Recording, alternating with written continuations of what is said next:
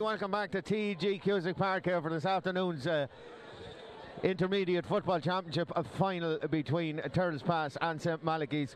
You know, the crowd are still dispersing after what was an absolutely tremendous finish to our junior final. But it's on to intermediate football now.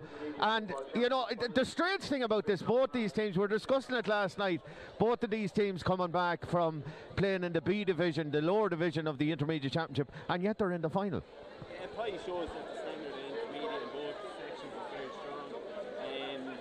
They're both very fit, physical teams, plenty of ex and current county footballers as well as both teams, which is hoping to show for a very good game.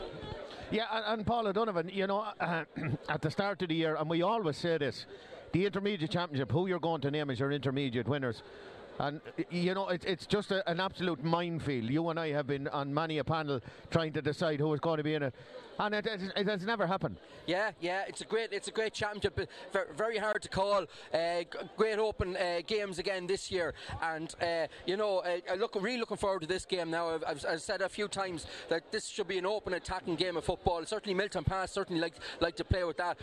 You know, go and attack and get scores. And the same with St Malachys. They like to start the game very quick and get scores, and lots of quality players on. No disrespect to the last team, but it's a step up in standard here, as Owen has alluded to. You know, we're seeing players here that have played inter-county, even hurling, and with their clubs. And when you do that, they're playing. You've lads here who played against the top hurlers in the country, and you know you've Sam Duncan then and Malachy's team and the Milltownpass team, even, playing with the top footballers in the country. And you know, so that's the level of football here we're talking about. Athletes, super athletes. And look at Paul. You and I were here on the first game of the championship when Milltownpass played Ballycarrick, and I spoke about this last night. Yeah. And would you have given Milltownpass that they were going to be in a county final after that? No. And even the Milltownpass lads, I tell you, they thought it was relegation at that stage. Yeah. But it's amazing. It's an almost Lazarus-like recovery. You know? And it's like a few teams this year. They got a few lads back, Milltownpass, and you know that's really helped them. Brandon Kelly has returned from America. That's been a huge help for them. And I saw these two teams play earlier in the championship down in Springfield. Ended 1-15 to 3-6. A great game and a lovely summer's afternoon. Game, different conditions here today, but I'm expecting the same again here today, Paul. Yeah, and similarly for St Malachys, Damien, the only 100% record in any grade of football this year. They're the only team that have won every game they've played in the championship this season. So, you know, from a season last season where, you know, and they even admitted, Frank Kiernan, we were interviewing him last night, and he tell you, you know, it was so disappointing for them. And to turn it around in such a space of time and to contest an intermediate final, heading for one of these teams heading for senior championship next year, it's a miraculous like recovery as well. Yeah, great achievement for the two clubs coming from the weaker section, and very, very difficult to get out of that because only two teams. You must remember emerging from that group. There's four in the top group, and only two in the top group. Look, I'm looking forward to it. Should be an intriguing battle. I just hope it's not ruined by, you know, there's soft underfoot conditions now. Scores could be hard to come by, and there's going to be a lot of tactics at play here. Both teams will get lots of players behind the ball. I'd love to think that we're going to see good forwards like Shane Corcoran and Niall O'Brien and Darren Ruan on the Malachy side, and the likes of Shane Corcoran, Brandon Kelly, Liam Brennan. You know, I'd love to think that those guys were going to dominate and we're going to have a free-scoring, high-scoring match. It's probably not going to be the case. It's probably going to be a war of attrition. Yeah, and Owen, looking down at both lineups, there's a couple of players have impressed me absolutely incredibly this year. None more so than Cian Gavigan, the wing half forward for St Malachys, and Paul O'Donovan and I, and even Damien, we've been discussing this in the press box. His free taking has just been outrageous. 3 steps back from the 45, even outside the 45. He just slots them over the bar with such apparent ease. And he you know, there's quite a number. And indeed, Shane Corcoran and Peter Murphy were playing minor football last season. You know, two very young lads. They have been virtually the fulcrum of this team this season. You know, it is a blend of youth and experience, and there is quite an amount of, you know, lads with inter-county hurling experience, I suppose, more so than football experience. David Lynch, of course, would have played with the seniors. And at Milltownpass, then you have the likes of Sam Duncan and Brandon Carey, you know, who hasn't really shot the lights out, in my opinion, so far. But at the same time, today might be the day. Definitely, there, anything can happen. Have a card that's anyway hard. They might be lacking in experience. It's not a normal matter.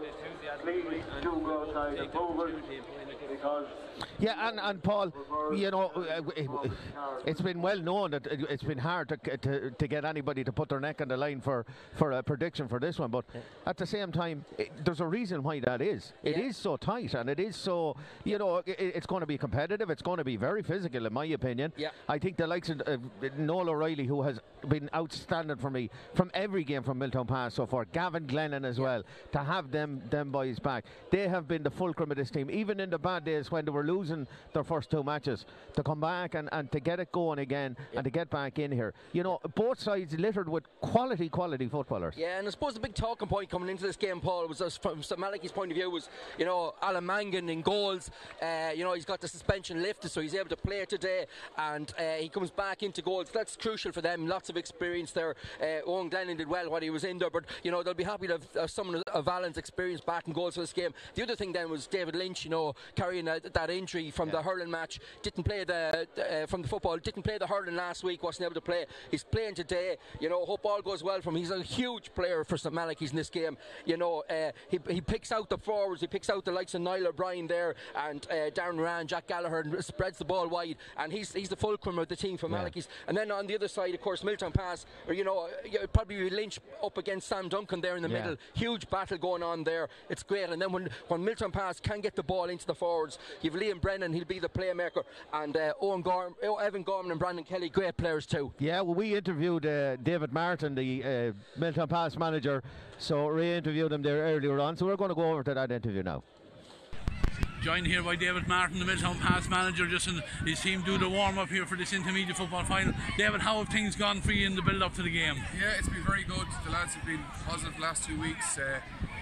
We're in a place that we probably thought we weren't going to be in a few weeks ago. So yeah, just we're here now today to go out and give it a go. So you've got the breaks, as you said yourself. You probably thought in the last round of the games you wouldn't be here, but you are here. Great run through the knockout stages, and you're here in the county final with all chances of winning the game. Yeah, well, that's what finals are there for both teams. Any team that comes to a final gives themselves a chance. You have to, and more than Malachys, we're the same. We're giving ourselves a chance. And David, a full lineup, everyone is fit and available for you today. Okay, thanks. Yeah, both teams out on the pitch now, of course, getting ready for battle. And I suppose, Damien, you know, this is the crucial time. This is the time, you know, all game plans go out the window. Once that ball is thrown up, all game plans go out the window. Barry Neat, good experienced referee here today. He's going to have his hands full probably with conditions more so than anything else. That has lightened off a little bit. I still don't think it's going to make, I still think they're going to be very defensive. It's going to be down to, in my opinion, and I'm saying you probably agree with this, it's whoever takes their chances better. I hope it's not a mistake, as I said in the last game. Yeah, composure is going to play a key part. Obviously, goals, as we saw in the previous match, goals are going to be massive scores. Yeah. Will there be a goal in it? If either side gets a goal, they've got a great chance. But yeah, both teams littered with great players, well balanced. Very difficult one to call. Very difficult one to put your neck on the line for. Similar styles of play as well, I suppose. You know, they play this counter attack. Both play the counter attacking game. Castletown or Malachys probably a little bit more open in their play, whereas Milltownpass drag most of their men behind the ball. Malachys they go forward en masse, probably led by Lynch. More experienced outfit, Milltownpass. If you went through it player for player, third final in 5 years. I think they lost 3 or 4 finals. I'm not certain. Their half-back line looks very strong. Their midfield, Sam Duncan could be a key player here, county man. If he has a big game for Milltownpass, that could drive them on. But there's all sorts of factors that can come into play. Yeah, I know. From a goalkeeping perspective, I suppose, you know, we're looking at the 2 goals here. Alan Mangan, you know, nobody has to say that about the Buddha. He's just a national treasure almost, or a county treasure at this stage. But also on the far end, like Rory Coyne, you know, has made that position his own for Milltownpass. You know, they've gone through quite an amount of goalkeepers over the last while. And you know, we've seen it in the first game. Any sort of slight defensive mistake or any sort of mistake from a goalkeeper, we're hoping that's not the case, but it's very trying conditions for them. Oh, definitely, yeah. These conditions, I know myself, are just a nightmare for being a goalkeeper. But going back in Alan Mangan there, like he's very good, like his kickouts, his organisation. But if you might see Milltownpass maybe push up on the kickouts and maybe push at, but good at kicking it long, and I think Milltownpass could maybe get a bit of joy from there as well. And look, goalkeeping's gone very important to club football and county football at this moment in time, and I think just have two very good goalkeepers on show here today. Yeah, and Paul, the elephant in the room, we're delighted that Alan Mangan is playing today. Yeah. Let's be honest about that. You know, there's been a lot of talk about suspension and everything like that, but at the end of the day, it's just great to see him playing. Yeah, it's great for both. You know, Alan's been a great servant for Westmeath, both hurling and football down through the years. You know, club and county, and he's done wonderful. And it's great to see him back. You know, get on with this final. It's a big day for Malachys. You know, and you know, Castletown now with the hurling now. You know, they'll want to make sure they bring home a title for this year. And of course, really looking forward to some of the matchups here. Paul, you know, who the likes of, we'll see who Nisha McKenna picks up there, the likes of Liam Brennan, Evan Gorman and Brandon Kelly, and then you've got Johnny Birmingham as well. So it'll be very interesting to see who picks up the Milltownpass forward line, because it's a very important forward line. Gorman will look to get on the ball and finish off the scores. Liam Brennan be looking to pick out those players and get the ball into the corner, into Kelly and that. So Malachys will have a job to cut that out, and it's going to be very tactical here between Kenny McKinley and David Martin. Yeah, and Damien Liam Brennan has been another player that has been outstanding for him. He's named at 15. He's not, or sorry, 13. He's named at 13. He's not going to play at 13. We watched him here all summer long. Yeah. He doesn't. It's a roving kind of a role, but it's a very, very crucial role for Milltownpass, because he gets them going. He's constantly with the head up. He's looking for Kelly. He's looking for Gorman. He's looking for guys on the inside. Whereas Malachys are probably a little bit more potent outside the D. They're looking for scores from distance, you know, and maybe that the difference in styles is what we're going to see here today. Yeah, and a very exciting young player, Liam Brennan. And we weren't making a mistake earlier, by the way. There are two Shane Corcorans, yes. And both Shane Corcorans, you know, they could be key players. The Shane Corcoran on the Milltownpass side, plenty of experience there, strong performer. You know, his strength's going to be vital. I'd be slightly concerned if I was St Malachys. David Lynch, there's a question mark. Yeah. To me, there's no way he's 100% fit. He picked up a fracture on a facial fracture. That's the rumour anyway. Yeah. If that's the case, he's taken a big risk playing this game, and he's a key man for them. If David Lynch has a quiet match here, St Malachys don't win. Alan Mangan, you know, he's had a massive distraction this week. Yeah. Great to see him back, great to see him playing. I welcome that too. But he is human. How is that going to impact? How is that going to affect him? It'll be interesting to see how that plays out. Yeah, look, it's intriguing, as all intermediate championships games are, and particularly finals. We've tried to call these on many occasions here since we've been with AirVTV. I don't think there's been a unanimous verdict on anything ever in the time that we've been on air here for the game. So I can't quite understand. You know, we're going to ask you for your predictions, but I know well, you know, that they could change at half time. Yeah, absolutely. And just one word, so give me your prediction. Well, I'm going for Milltownpass. Milltownpass. I went for Milltownpass last night, and I'm not going to change. I've gone this week in the topic. I went to a verdict with Milltownpass. Now I was basing that on the fact that David Lynch wasn't playing because he hadn't played the hurling last week. Okay. I thought he wasn't going to play today. He's playing. Damien said, "Is he 100%?" I have my doubt, so I'm going to stick with Milltownpass just on that basis. So two, is this a unanimous verdict going? No, I'm going to go for St Malachys. My own club played against St Malachys earlier on here, and Dave Lynch got sent off just before half time, and in fairness, without Dave Lynch they were still able to carry it over the line without him, so to have him back, and look, I know it's 50-50 whether he's fully fit or not, but I'd rather have David Lynch on the pitch than so would I. Jerry Buckley made a famous statement one year when he played him, he was injured, he said I'd play him in a wheelchair. We're going straight over now for advertisements, and then straight over to Jimmy Dolan and our commentator for the game, Ray Gavin. We'll see you again at half time. Full back line number 2, Owen Kieran. Welcome to TG Cusick Park, to the commentary box here for this Shay Murtagh Precast intermediate football final. Eagerly anticipated game, St Malachys and Milltownpass, who both come from Section B of the group stages of the championship. I'm joined in co-commentary here by James Dolan from Garrycastle, current Westmeath inter-county player. James, you're very welcome to join us here for this game, I think for your first outing as a co-commentator on AirVTV. Yeah, looking forward to it now. I'm looking out here at the conditions, a bit of a mud bath to say the least here at the minute, so hoping for a good game of football, Ray. Yeah, conditions, we've seen it for the junior football game. Conditions really had an impact on that game, but look at the wind, or the rain has thankfully stopped for now, and looking forward to a good game. Milltownpass, really we're just speaking off camera here, a team that probably were thought at the last group game they weren't going to qualify, James, but how many times have you seen it? You're just talking yourself where Gary Castle won a championship when you looked like you were dead and buried in it. Absolutely. That happened to us before.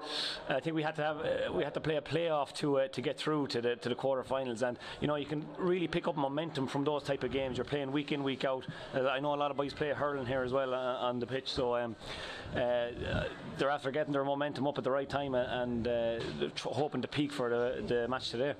Yeah, a couple of big matchups here to look forward to as well. None more so than the two number 8s if they pick each other up. Sam Duncan, who will be very, very important for Milltownpass, and of course David Lynch for St Malachys. Yeah, I'm looking forward to that battle now, to be honest. Two of my teammates in Westmeath, two great players, two lads that love working, love getting stuck in, so if the two of them pick them up, it'll be fireworks to say the least. Yeah, we're looking for our viewers at home. We're going to quickly run through the two teams as they line out. No changes from what will be on your screens at home, but we'll start off with the Milltownpass team, and they line up in goals. Number 1, Rory Coyne. The fullback line, number 2 is Michael McCormick. Niall Manning is the fullback. He'll wear 3, and Alan Farrell at 4. In the half-back line, Liam O'Reilly at 5, Noel O'Reilly at 6, and Shane Flanagan at 7. Middle of the field today for Milltownpass, Sam Duncan will wear 8, and Gavin Glennon and partner wear 9. Half-forward line, Liam Gorman at 10, Shane Corcoran at 11, and Tony Loftus at 12. And the inside line for Milltownpass, Liam Brennan at 13, Evan Gorman, the full forward, wear 14, and Brandon Kelly completes the line-up. And quickly St Malachys, Alan Mangan and goals, Owen Kieran, Aaron Glenn, and Nisha McKenna, the full-back line, Shane Clapham, Peter Murphy, Angus Clark, the half-back, David Lynch, Johnny Berrican, midfield, Keane Gavican, Shane Corcoran, and Morgan Gavican. And we have our on Naveen.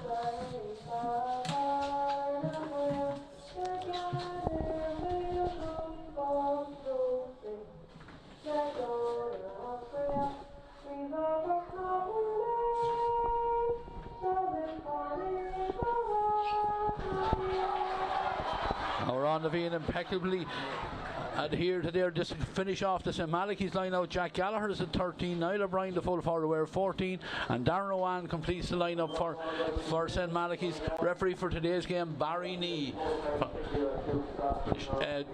James, just looking at out on the pitch here, again got very black. We've had a horrendous day here in Mullingar, right from early morning, rain being non-stop, and hopefully it doesn't cut up too badly for the second game. Yeah, absolutely. We'll see how the teams deal with the conditions on the day. I suppose that's half the battle. We'll see if there's any early mistakes or can they get to grips with the conditions. It's going to be a slippy ball, so hopefully it doesn't take away from the spectacle. Yeah, just a couple of changes before we're going to see David Lynch has dropped back into the centre half back position. Shane Clavin gone out into the middle of the field where it looks like he's going to pick up Sam Duncan. So that and eagerly anticipated clash. We'll not see it for now anyway, but David Lynch overcoming an injury in the lead up to this game, but thankfully he's there at centre half back. Gavin Glennon has gone from the middle of the field to pick him up as well. Referee is Barry Nee, and he's about to get us underway here. Ball goes up in the air. Shane Flanagan has gone out to the middle of the field. He gets the first touch on it. He's on his knees and on the ground trying to get possession again, like a rugby player. He almost does, but gets it on now to Sam Duncan. Sam's pass doesn't go to hand. Shane Clavin off to Lynch again. Lynch does very well not to lose the possession there as Shane Corcoran was about to close him down, but Keane Gavican moves it across there onto the far side where Morgan Gavigan has the ball. Morgan in as far as Niall O'Brien. Niall calls the first mark. He's just inside the 45 and takes it quickly. Moves it on as far as Angus Clark. Angus back to Niall O'Brien. We're more used to hearing that on the hurling field, but these two boys are top class footballers as well. Angus with the ball again, just lays it back. Johnny Birmingham Johnny coming across into the centre. Soul has David Lynch here in support. Lynch just shoveled past it on here, but this time it doesn't go to hand. Broken down, and the first chance here for Sam Duncan to get into a little bit of space here. Carries it forward. Again, looks forward. Only one player inside the 45. Being joined now by Brandon Kelly. Gavin Glennon lays the ball across here now. Her Liam Riley has a little bit of space. Liam, he's attacks at every opportunity for his side. It's back out here now with the number 13. Ball has gone inside. Brandon Kelly with the first opportunity, grabs it and fists it over the bar. Good score there by the number 13 or the number 15, Brandon Kelly. James, he's a sharp, lively player. You know a little bit about him from his time in, and I'm sure on the panel with Westmeath. Yeah, good player. Took the right option there, a little fist over the bar when the goal was at his mercy, but I think he took the right decision there. Yeah, first kick out for Alan Mangan in the goals here. Alan, of course, who missed the semi-final win over Tubber Clare. Back here for the final here now, and Aaron Glennon has the possession. Alan Mangan is crucial, James, for for St Malachys with every one of his kick-outs. Yeah, he seems to be favouring that little short kick-out, and he more often than not finds the player he wants. So that'll be crucial when if the rain does come at some stage during this game. Yeah, Mangan, of course, better known as a forward in his serious playing days at Westmeath and that, but he's deadly accurate with the kick-outs, and it's a crucial part of St Malachy's game plan. But up on the other end of the field, David Lynch has won a free for his side. It's just going to be out about 25-26 metres out. Lynch is going to kick it with the right foot. Opportunity for St Malachy's to get back on parity. 1 point from Brandon Kelly. The first score is Lynch clips this one in with the right foot. They're all looking at it, it's dropping in, and that's a great response there from the St Malachy's number 8. Nice score. Difficult kick to start things off for David Lynch as well. Absolutely, but that'll settle them. The two teams now have a point on the board each. That'll settle the teams right into it. And now they're going to get stuck into each other here on the kick out. But that'll be a nice one for Lynchy just to settle his nerves for the next few frees. Rory Coyne launches out here. Sam Duncan trying to get in, but on the breaking ball, it is Liam O'Reilly, and Liam was coming forward, but Aaron Glennon did enough, along with the help there of the number 10 Keane Gavigan, to force the wing back out over the sideline. It's a line ball right down here in the middle of the field, right down here at the tunnel. Jack Gallagher is going to come over. In fact, yeah, it is going to be the number 13 is going to take this. It's Jack Gallagher. Jack looks up what's available, gives it back as far as David Lynch. David inside, an opportunity here. This time it's the number 21, that's David Maloney, who has started for St Malachy's.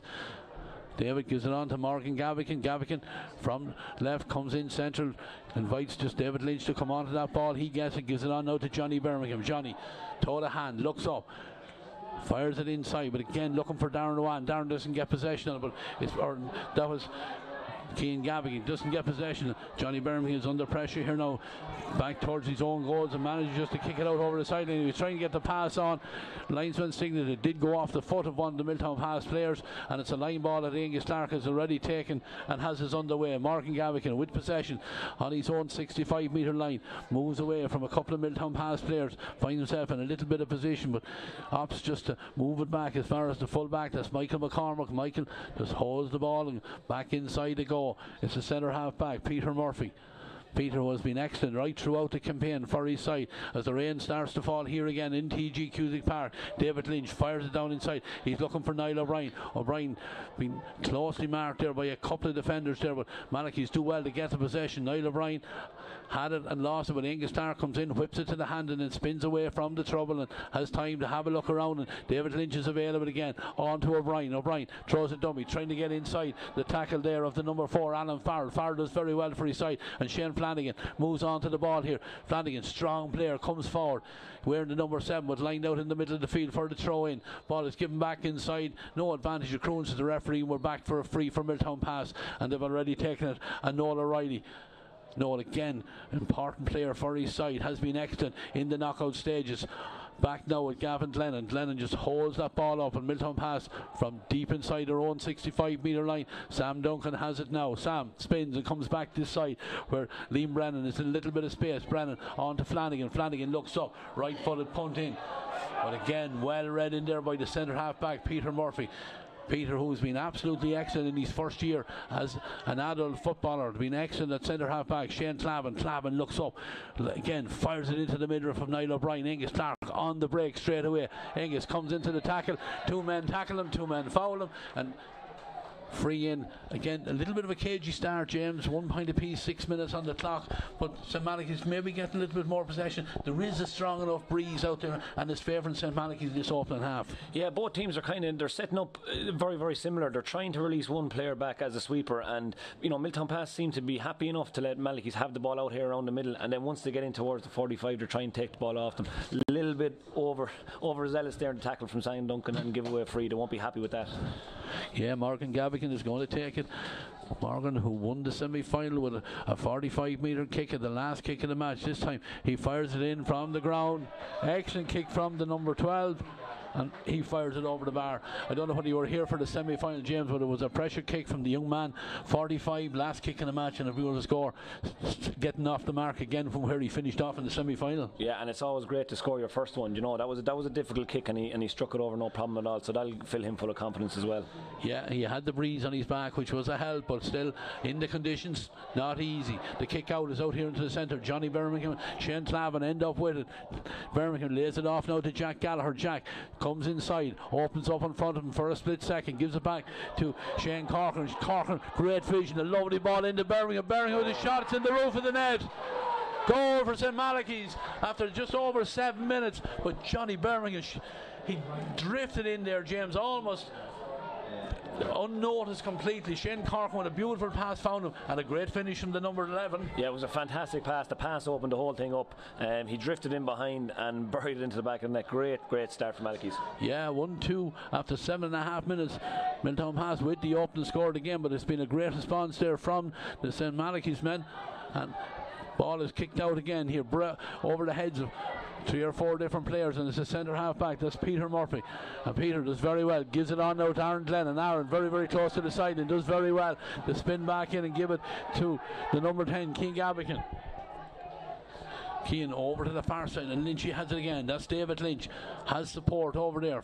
Morgan Gavigan, Morgan on to the goal scorer, Johnny Birmingham. Johnny gives it on here now again to Keane Gavigan. Keane has time just to hold up the ball and give it back to Johnny Birmingham again. Johnny over here to Morgan Gavigan. We'll see as the ball hits the ground, the way it skids away from its intended target, but this time David Lynch doesn't let it bounce, and he grabs it and comes towards the Milltownpass 45-metre line, looking for Niall O'Brien inside, but again, because it didn't come to hand, O'Brien goes to ground but can't hold the ball, and Milltownpass have possession. But again, Shane Corcoran, he's the centre half forward, he's right back and he's 145 winning possession. It's back now with the full back. This Niall Mannigan, Niall coming across this side, using Noel O'Reilly again. Noel, little bit of pace from Noel, and then Milltownpass trying to get forward again. This is number 12, it's Tony Loftus. Tony comes so far, stops, gives it back to Noel O'Reilly, and try a different avenue down the left hand side. The ball moved inside where Liam Gorman gets onto it. Liam looking for the runner to come off the shoulder. It's the number 13, that's Liam Brennan. Brennan, 2 black jerseys on front of him, he's forced to come back as far as Shane Corcoran. Corcoran holding that possession. Milltownpass, remember, playing into a strong breeze, so they'll try and engineer, just take their time and engineer a scoring opportunity. Noel O'Reilly gives it on now to Tony Loftus again. Loftus from the edge of the D, had his arm pulled there. Free for Milltownpass, but already, James, now I know the flags over on the far side are not blown up, but you can see the difficulty of playing into that goal on the right hand side. Milltownpass trying to work it in, trying to get close enough to engineer the shot. Yeah, and I think that's going to be the story of the game now. Malachys are attacking, and then we've after seen 2 frees already. Now Milltownpass are attacking, and now there's a free. So I think that's going to be the story of the game. The team that gives away the less frees will go far in this game, I think, Ray. Yeah, Liam Brennan is going to kick this one from the ground again. Fires it in and right over the black spot, and a good start for the Milltownpass, number 13. Nice response. 1 goal and 2 now for St Malachys. 2 points for Milltownpass. 10 minutes on the clock as Alan Mangan heads towards the 20-metre line, ready to get this kick out and get it underway. And we see James out here. What, bunch and break? Is that what we call it from the middle of the field? Absolutely, the bunch and break. We watch both of it here now. Look, and he'll just pick out his band. And he gets it away. Look, yeah, fantastic. Yeah, lovely kick straight into the middle of Johnny Birmingham, who gets the mark but doesn't use and gives it on out to Owen Kieran. Owen gives it on now to Angus Clark. Angus holds the possession. Just Malachys quite content with the possession to just give it back here now to David Lynch, and David comes forward, uses Morgan Gavigan, and Morgan goes back towards the terrace side of the pitch here, and Johnny Birmingham has a little bit of space. Johnny on the Milltownpass 65 just comes around. Milltownpass quite content and let Malachys have the possession out here in the middle of the field. They have their setup, but then David Lynch sees that Niall O'Brien, he's lining out in full forward, but he's playing a lot of it over there on the right half forward position. Takes on his full back man there, that's Niall Manning, but Niall does very well to force Niall to go back, the other Niall to come back out. Holds the possession for St Malachys. Johnny Birmingham gives it back out. Now it's now with Morgan Gavigan. Gavigan through the hands it goes. Nisha McKenna is out there. He's the left corner back. McKenna gives it off to Angus Clark. Angus just settles it down and then gives it to Morgan Gavigan, who turns, has a look, realises he had a bit of time, but that one not on target. Good pressing there, good set up there by the Milltownpass defence. Yeah, they're well set up. They're trying to release one player as a sweeper, and you know they don't have a dead set sweeper. They're switching around, and they're happy to let Malachys have the ball outside the 45. Once they come in, they're trying to get hands on, but I think they'll be happy enough with that defending there. Liam Gorman, he's the number 10. He has possession. Gavin Glennon just gives it over the top here now where Michael McCormick is coming. Michael just holds that possession, gives it back now to Noel O'Reilly. Noel goes towards the centre, has a teammate in support over there, and he gives it on to him as the centre half forward. Shane Corcoran. Shane, the Milltownpass, Shane Corcoran, he gives it on now where the ball is opportunity here for Liam O'Reilly, and Liam coming forward. It didn't get his angles right that time, just tugged it across, but it was certainly a goal scoring opportunity there. Yeah, he was unlucky there. He tried to dink the ball up, but the ball got stuck under his feet. He couldn't really get a good purchase on it, and you know, it just squirted out wide, so he was unlucky there. But a great run. If they can do more of that, they'll get more opportunities. Yeah, again, short kick out from Alan Mangan is gathered here by Keane Gavigan, and Keane does well to hold the possession, gives it back inside where now there's an opportunity for David Lynch to lift his head and look in and drives a fabulous kick pass in as far as Niall O'Brien. Niall in behind his man there, but what a kick there, James, by David Lynch. Yeah, what a fantastic kick pass, and they'll try and link up as much as they can. I watched a couple of games during the summer. Every time David Lynch gets the ball, he's looking for Niall O'Brien. That was a fantastic pass. Can Niall put it over? And he can, the answer absolutely. to the ball, lovely score there. We had to wait for the umpire to go to the flag, but again, football can be so simple, James, when you play it like that with just one kick pass taking 60-65 metres of the pitch there, and then it's finished over the bar. Oh, absolutely. It's a simple game. We try and complicate things, I think, but you know, if you can have a kick pass like that into a target man, let's say Niall O'Brien, we can simplify it an awful lot. Yeah, kick out is won there by the Milltownpass and Shane Flanagan. He fires it inside where Brandon Kelly is trying to get it in front of his man, and Brandon is fouled. The defenders there for St Malachys not too happy about that. Michael McCormick pleads his innocence, but in fact it's Owen Kieran, the number 2 of the wrong colour teams there, but he goes to ground, but it is going to be a free, and the free is taken. Short one over there on the far side. Tony Loftus under a little bit of pressure, the 2 number 12s, but Loftus has in his hand. Morgan Gavigan is trying to get a tackle on him. Loftus from his knees has to kind of throw the ball over his head, but Malachys have turned it over. Shane Clavin, quick hands there now, and now there's a chance for St Malachys with David Maloney to come down the field. Maloney right out into the centre, doesn't give it to Johnny Birmingham, but instead gives it to David Lynch. Another nice pass in from Lynch. He finds Shane Corcoran, he's centre half forward. Corcoran, chance to look at the post, then pulls the ball back down. Nice dummy there from the number 11. Back now to O'Brien, who gives it inside to Lynch, but again great tracking back there by Brandon Kelly, and eventually Milltownpass do get the ball back to hand. And they have it right back in their own sort of 40 metre line, and they have the possession. They're trying to make ground, and then Sam Duncan looks up and sees there's a little bit of space over on the far side. An interesting fact today, James, 2 number 11, Shane Corcoran and Shane Corcoran. I noticed as well. I just thought you were getting confused, but no, Shane Corcoran number 11 for Malachys and Shane Corcoran number 11 for Milltownpass as well. Yeah, Gavin Glennon is on the ball here now for his side. Inside he gives it. Again, St Malachys just filter back, and as Gavin Glennon just holds on to the possession, looking for somebody to make the move inside. We see Brandon Kelly crossing, not interested in the play for now, but I'm sure he will be the first opportunity he gets. Again, Glennon just holds on to the possession, looking back here. Noel O'Reilly, now Noel sees a little bit of space and carries it forward. He's trying to be he's tracked well there by Angus Clark. The ball is given inside, but Milltownpass still have it there. And then right at the very end, disappointment for David Maloney there. He knew it himself. They had done a lot of good work there by forcing Noel O'Reilly to come back, but a foul then committed and a first chance for Evan Gorman. But this one into the breeze from the 45-metre line will probably have to go short with it.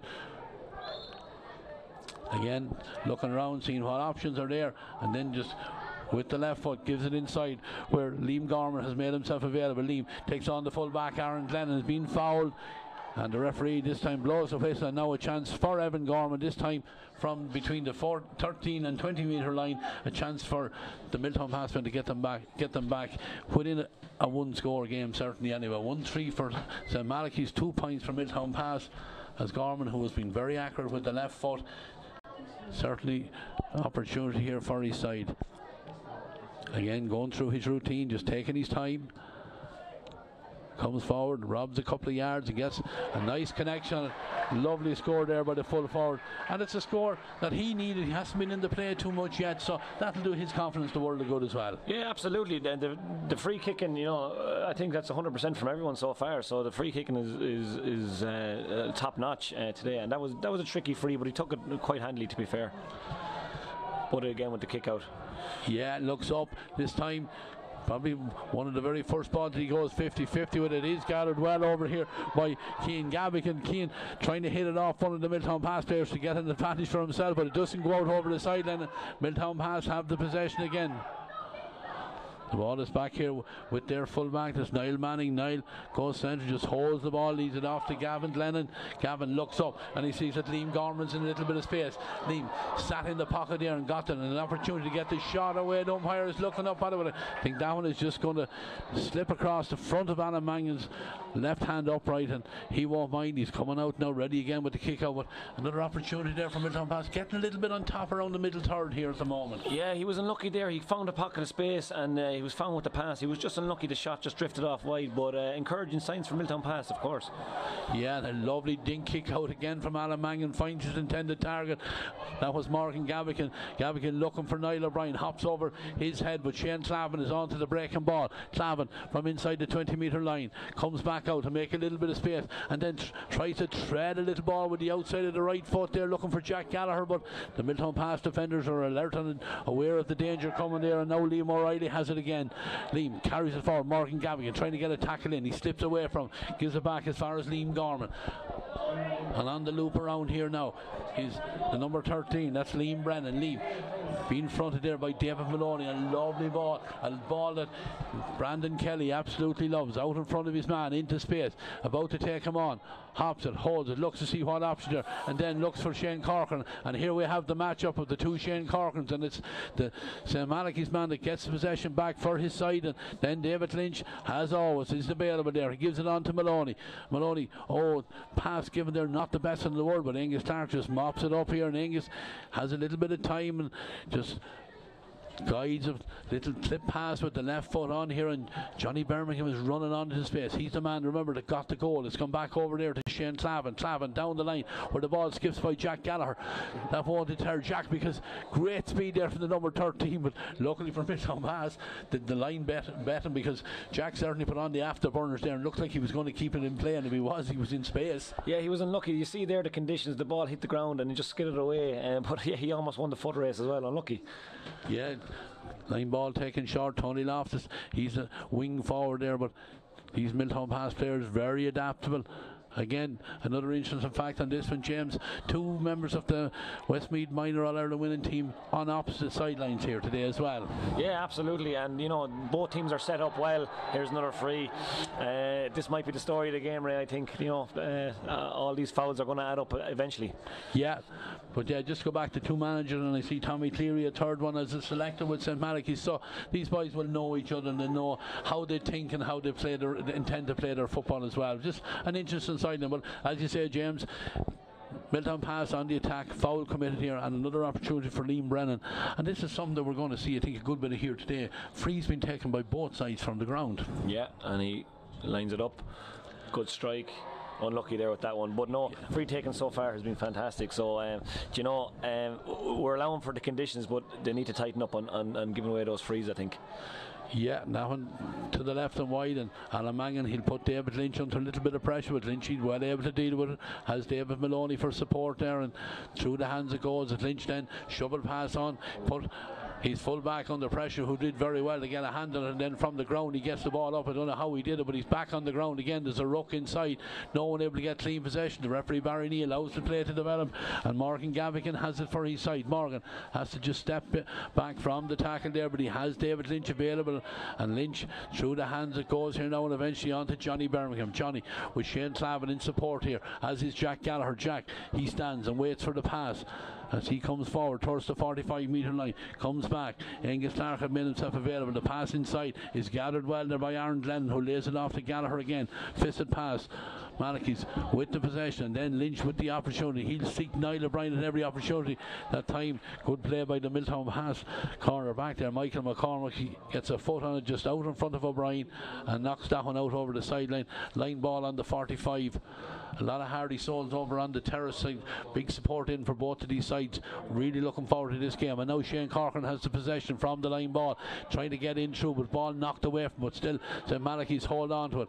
It's back now with Niall O'Brien, who'll back himself from 45, but just didn't get the connection. He was looking for a connection on the outside of the right foot, but all went wrong. They look a little bit silly when that happens. Absolutely, but look, that's a dry day type of a kick. You know, he lined it up with the wet ball. The ball doesn't spin like he wanted it, and he was unlucky there. But look, he'll learn. I don't think he'll do that again for the rest of the game. Yeah, kick out again from Rory Coyne is a nice one, straight into the arms of Liam O'Reilly. Liam then with a pop pass invites his cornerback onto it again, and Milltownpass put it through the hands there.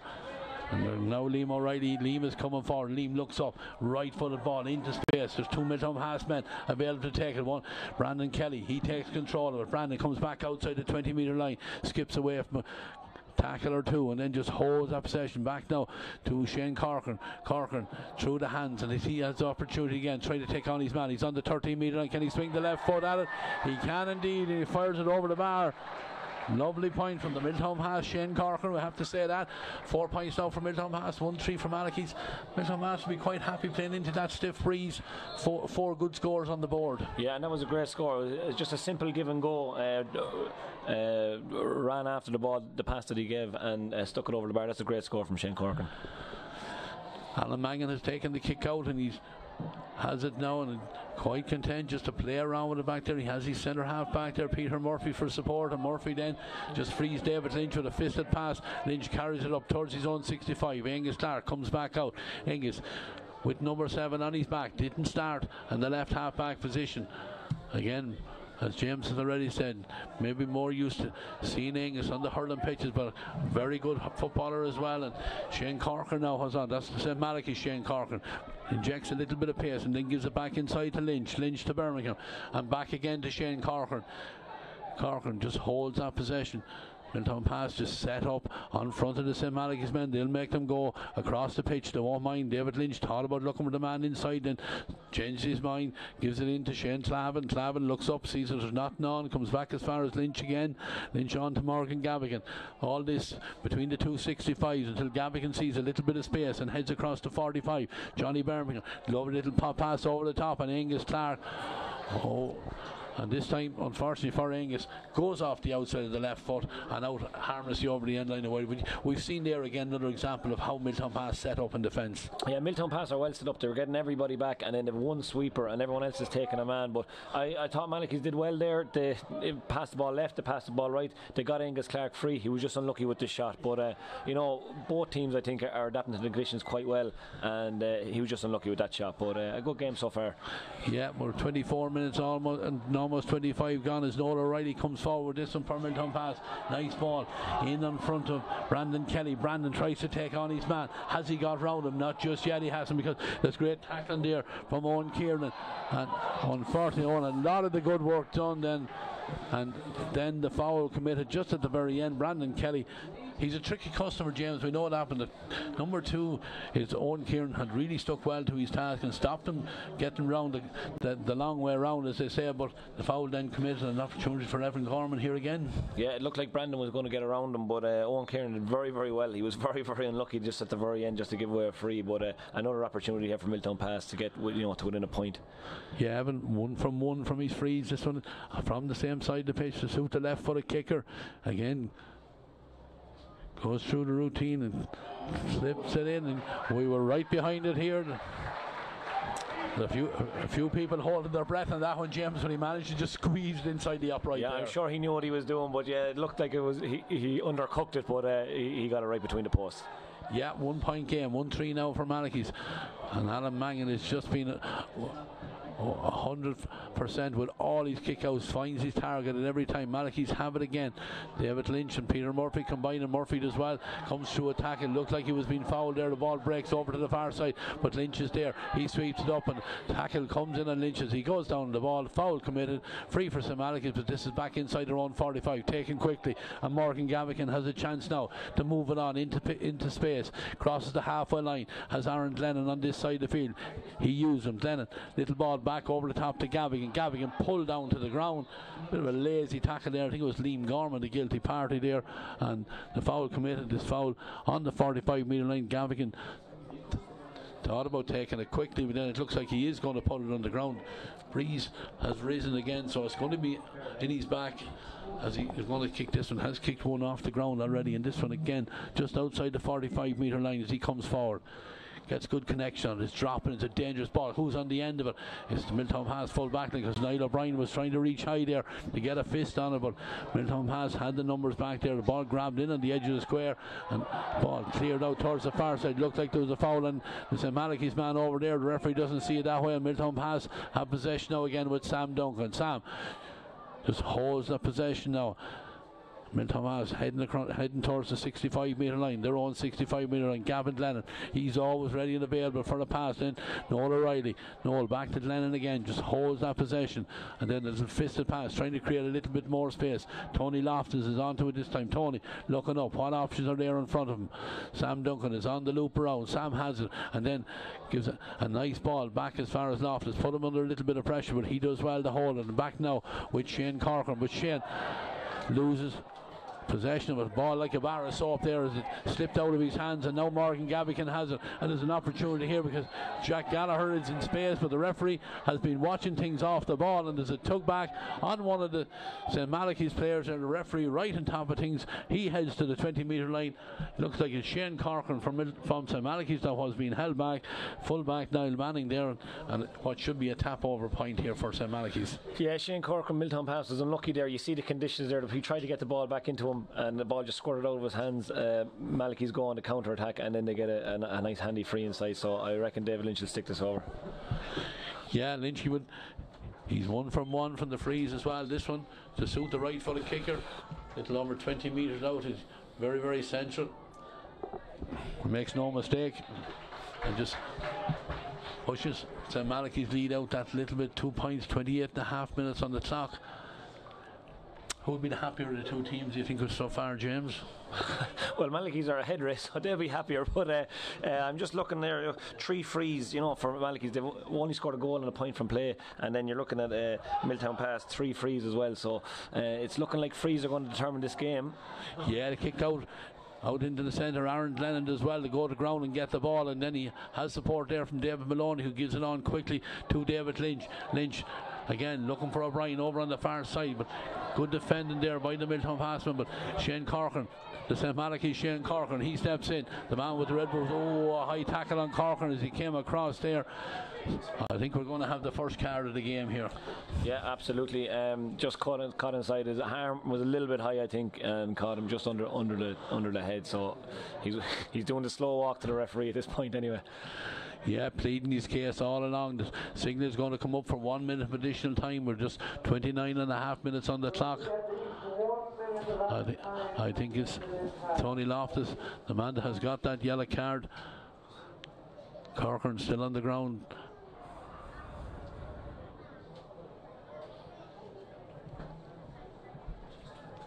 tricky free for David Lynch, this one now on the right hand side as a right footer, and we'll see if he can deal with it.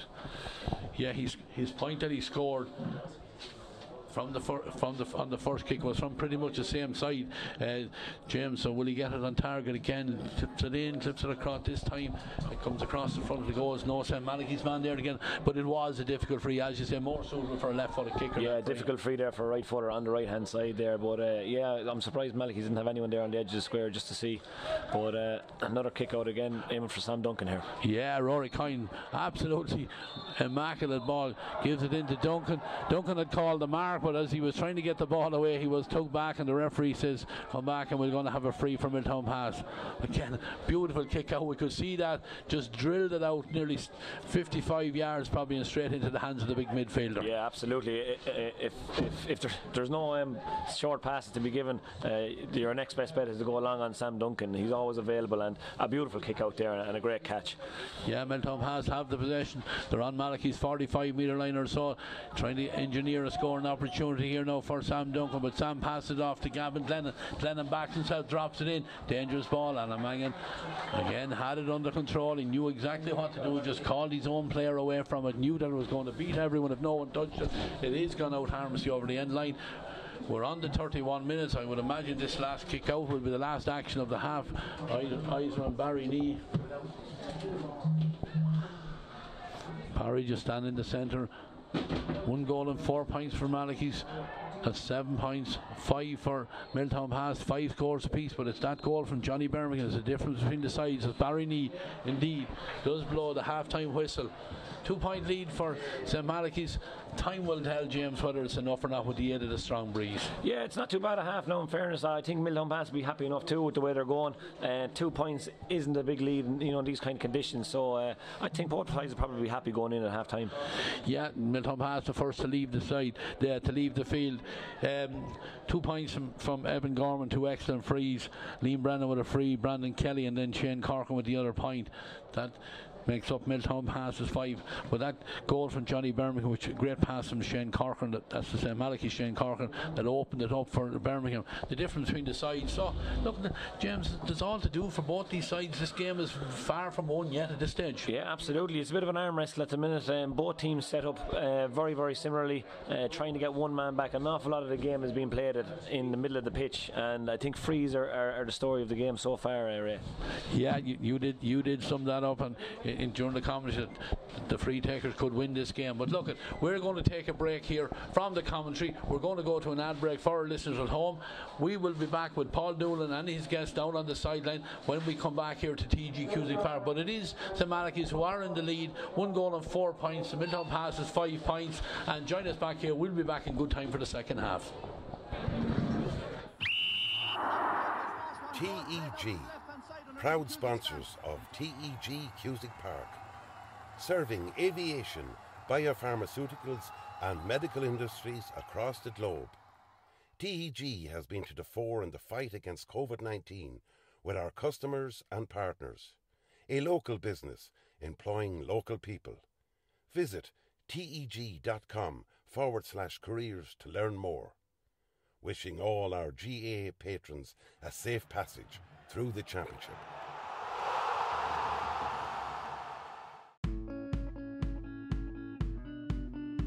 Clark's Bar, wishing all teams the very best today. MJ Stone Building and Developments, proud sponsor of Westmeath GAA.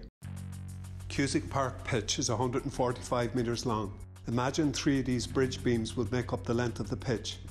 Now transport 30 of them from Harney to Kildare. A challenge overcome by a great team with the support of a great community. My name is Pat Barrett, Project Manager, Shay Murtagh Precast.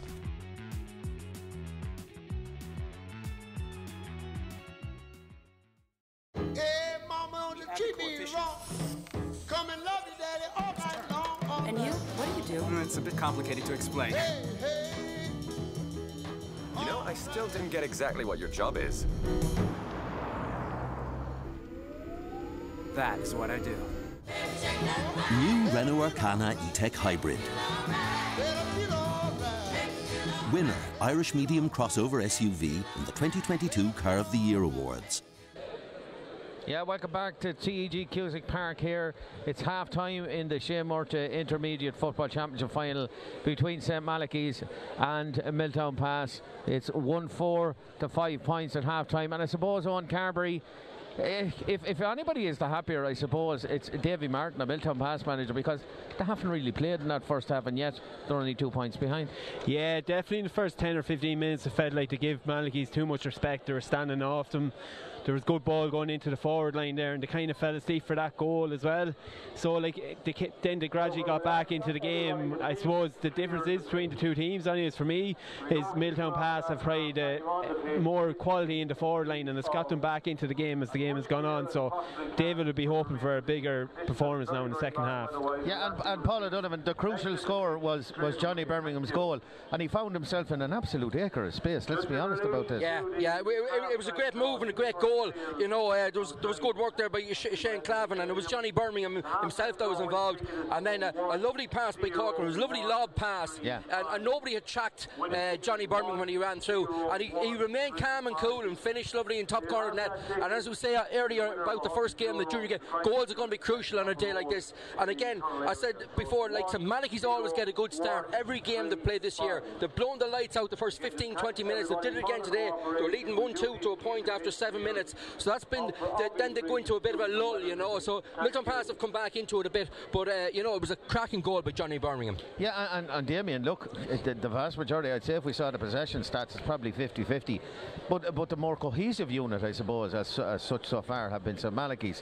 Milltownpass struggling to break down a very tight Malachys rear guard, and you know it's been the kind of the modus operandi for a lot of teams this year, but at the same time they still have to do that. They still have to try and break that down and break it down for another 30 minutes. And there'll be a little bit of concern back there in the Milltownpass defence, because Niall Manning is struggling on Shane Corcoran, and we saw him caught there for one free for an off the ball tug, just got caught by the referee.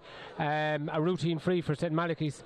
And Corcoran is the type of young 5 scores apiece. Only 2 scores from play for Milltownpass, so that kind of shows how difficult conditions are. Yeah. And St Malachys are going to be up against it in this half. Okay, they have the goal, but and we said beforehand that the goal would be a crucial score, but they didn't really kick on, and there's not significant daylight between the teams. There's only 2 points in this match. Very tricky breeze. Yeah. Shooting into that apartment's end. It's not going to be is the most challenging aspect of this game. So and it's interesting that St Malachys started with David Maloney. We didn't know he was starting early to the game. It was almost announced, and he's played as a sweeper for them. He's played really deep. He's been mopping up here, catching lots of ball, breaking up. When Malachys have turned the ball over, he's been there, and he's been working the ball through the lines and working really hard for them. But they're not diving into the tackle, Paul. Invariably they're standing off the man, waiting till almost the Milltownpass man makes the mistake before they go and you know, press on against them. Yeah, but we still have to see this Milltownpass forward line that we said kick into gear yet, you know. Yeah. And they've been quiet enough, but they've been well marked by the Malachys defence, in fairness. And but there's always, you know, a goal or two in them there, you know. And Liam Brennan can come to life. He's kicked some lovely frees from off the ground. Yeah. I suppose the free taking has been an aspect of the first half too. You know, Morgan Gavigan's kicked some lovely frees, and so has Liam Brennan. And then, you know, I mean, Cian Gavigan, don't forget, kicked the winner here from the 45 when Morgan or Morgan kicked them. Sorry, and there's some great free takers. And again, in a day like this, it's great to see them kicking the frees off the ground. It's lovely to see. Yeah, but an interesting one too, sorry to interrupt you, was David Lynch had a free there that he should never have taken. I mean, to send a guy with a right foot to take that free was just from a very acute silly. And I mean, surely they have a left-footed free taker. Having said that, he kicked the pass there from must have been 60 or 70 yards into Niall O'Brien's breadbasket. You know, there was gasps. You could hear almost the gasps of the crowd here. It was just tremendous on, really. You know, it's a quality of the game we don't see a whole lot of anymore now, the kickback. But that was, if anybody wanted a coaching manual as to how you do it, that's exactly how you do it. Yeah, look, every time you see David Lynch get the ball, he's looking for Niall O'Brien straight away. You know, and Niall is moving very well, but he probably needs a bit of help inside. He's kind of being caught isolated a lot, and look, I say Milltownpass, if they can analyse it there at half time and realise that every time Lynchy gets the ball, he's looking for Niall O'Brien straight away, and if they can kind of stop that, I don't know if Malachys have another answer in the forward line. Yeah, and in that analysis for Davy Martin, like, you know, he'll sit back and he'll look at that, and like, I mean, they're not silly either. They're going to know where the threat is coming from. The other threat, I think, who's only come in fits and spurts, Shane Cochran, the Malachys Shane Shane Corcoran has come in fits and spurts into this, whereas the Milltownpass Shane Corcoran hasn't really got into it. Then all of a sudden he spikes up and gets a wonderful score. So you know, it's moments of magic that are probably going to turn this game, Paul. Yeah, and you know, big call there by Barry Nee too to give the free off the ball. Most of us hadn't spotted it, you know. Corcoran was, well, that's fair. You're watching the game closely. Real pundits as well. But yeah, it was a big call off the ball, and Barry gave the free, and you know they're crucial too in big games like this. But yeah, it'll be interesting now to see what happened in the second half as regards substitutes and that. You know, Malachys just seem to be fairly restricted in who they can bring on. They're a very small panel in comparison to Milltownpass, but it's quality at the end of the day, you know. But certainly, I think Damien and I were talking about this beforehand. Like, David Manning's played very well for Milltownpass this year. You know, you might see him coming on now in the second half. He could have a big influence. He's really impressed me when he's played this year.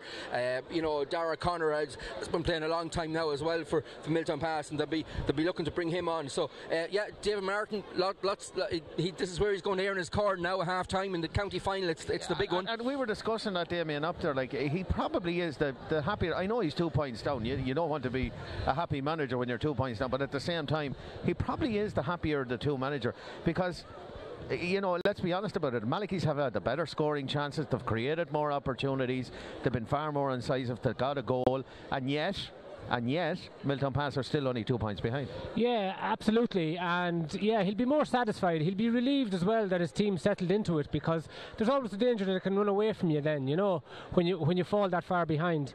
But they showed real resilience to get back into it. Now, a feature this second half is going to be, they're going to work the ball up, I would imagine, on that stand side more, because the diagonal breeze is coming across. So a lot of the shots are going to be coming in from that side. If they're cute, that's what they'll do. Are you going to stay with your prediction, so Milltownpass? This game is 50-50. Oh, yeah, I can't change. Oh, he's for turning. Paul O'Donovan. Yeah, I'm going to stick with Milltownpass, even though my family will kill me and shoot me for. Owen Carvery.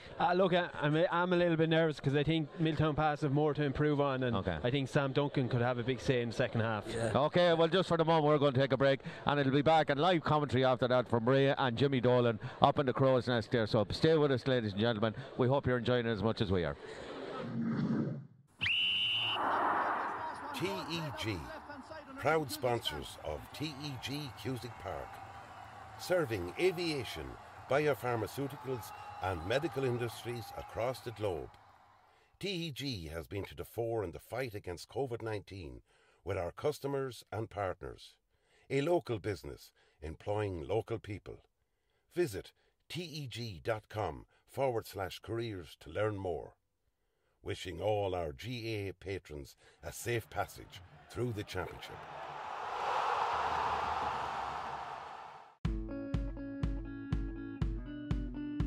Clark's Bar, wishing all teams the very best today. MJ Stone Building and Developments, proud sponsor of Westmeath GAA. Cusick Park pitch is 145 metres long. Imagine 3 of these bridge beams will make up the length of the pitch. Now transport 30 of them from Harney to Kildare. A challenge overcome by a great team with the support of a great community. My name is Pat Barrett, Project Manager, Shay Murtagh Precast.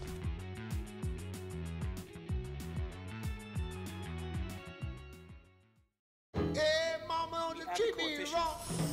Come and love you, daddy, all night long. And you? What do you do? It's a bit complicated to explain. Hey, hey. You know, I still didn't get exactly what your job is. That is what I do. New Renault Arcana E-Tech Hybrid. Winner, Irish Medium Crossover SUV in the 2022 Car of the Year Awards.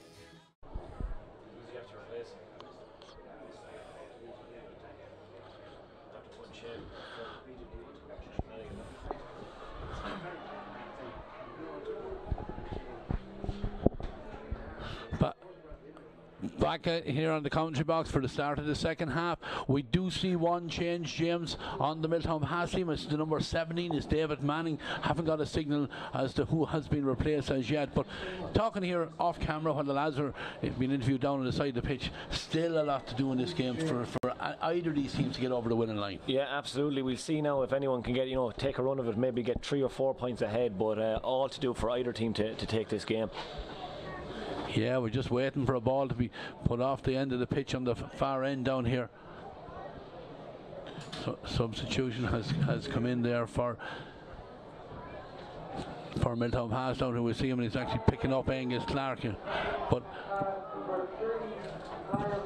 the ball has been won there by St Malachys, and again David Lynch looking for Niall O'Brien. Niall must favour that side of the pitch because he's laid it off quickly now to Shane Corcoran. Shane comes inside, dummies, takes it to the ground, lovely soccer skill. He's right in on the 13-metre line, but the sheer volume and numbers there for the Milltownpass backs just manages to snuff out that danger. But Corcoran, he's a prodigious talent, Shane Corcoran, for St Malachys. Beautiful play again, a lovely mover on the ball. Yeah, well, how he engineered that, it looked like he was running out of space, but he got right in front of the goal and just ran out of space just at the end. But how he got in there, I don't know. But warning signs already for Milltownpass. Yeah, and they have the possession now.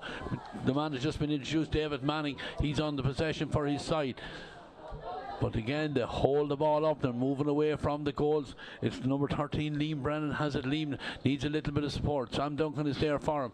He gives it back now to the other Shane Corcoran. Shane, ball inside. Not the best pass in the world for Noel Riley. Angus Clark manages to get a foot on it, but Riley is strong over the ball and he has the possession. Does well to come back out and has Sam Duncan standing there available as usual. And Tony Loftus then comes on the loop around. Loftus with a fisted pass. Again, looking for Liam Gorman. Liam has it. Been tackled hard there by Aaron Glennon. Being fouled by Aaron Glennon. Referee has his hand in the air, but he's allowing the play to go on because Milltownpass are coming forward. Opportunity here for Liam Riley. He's the number 5.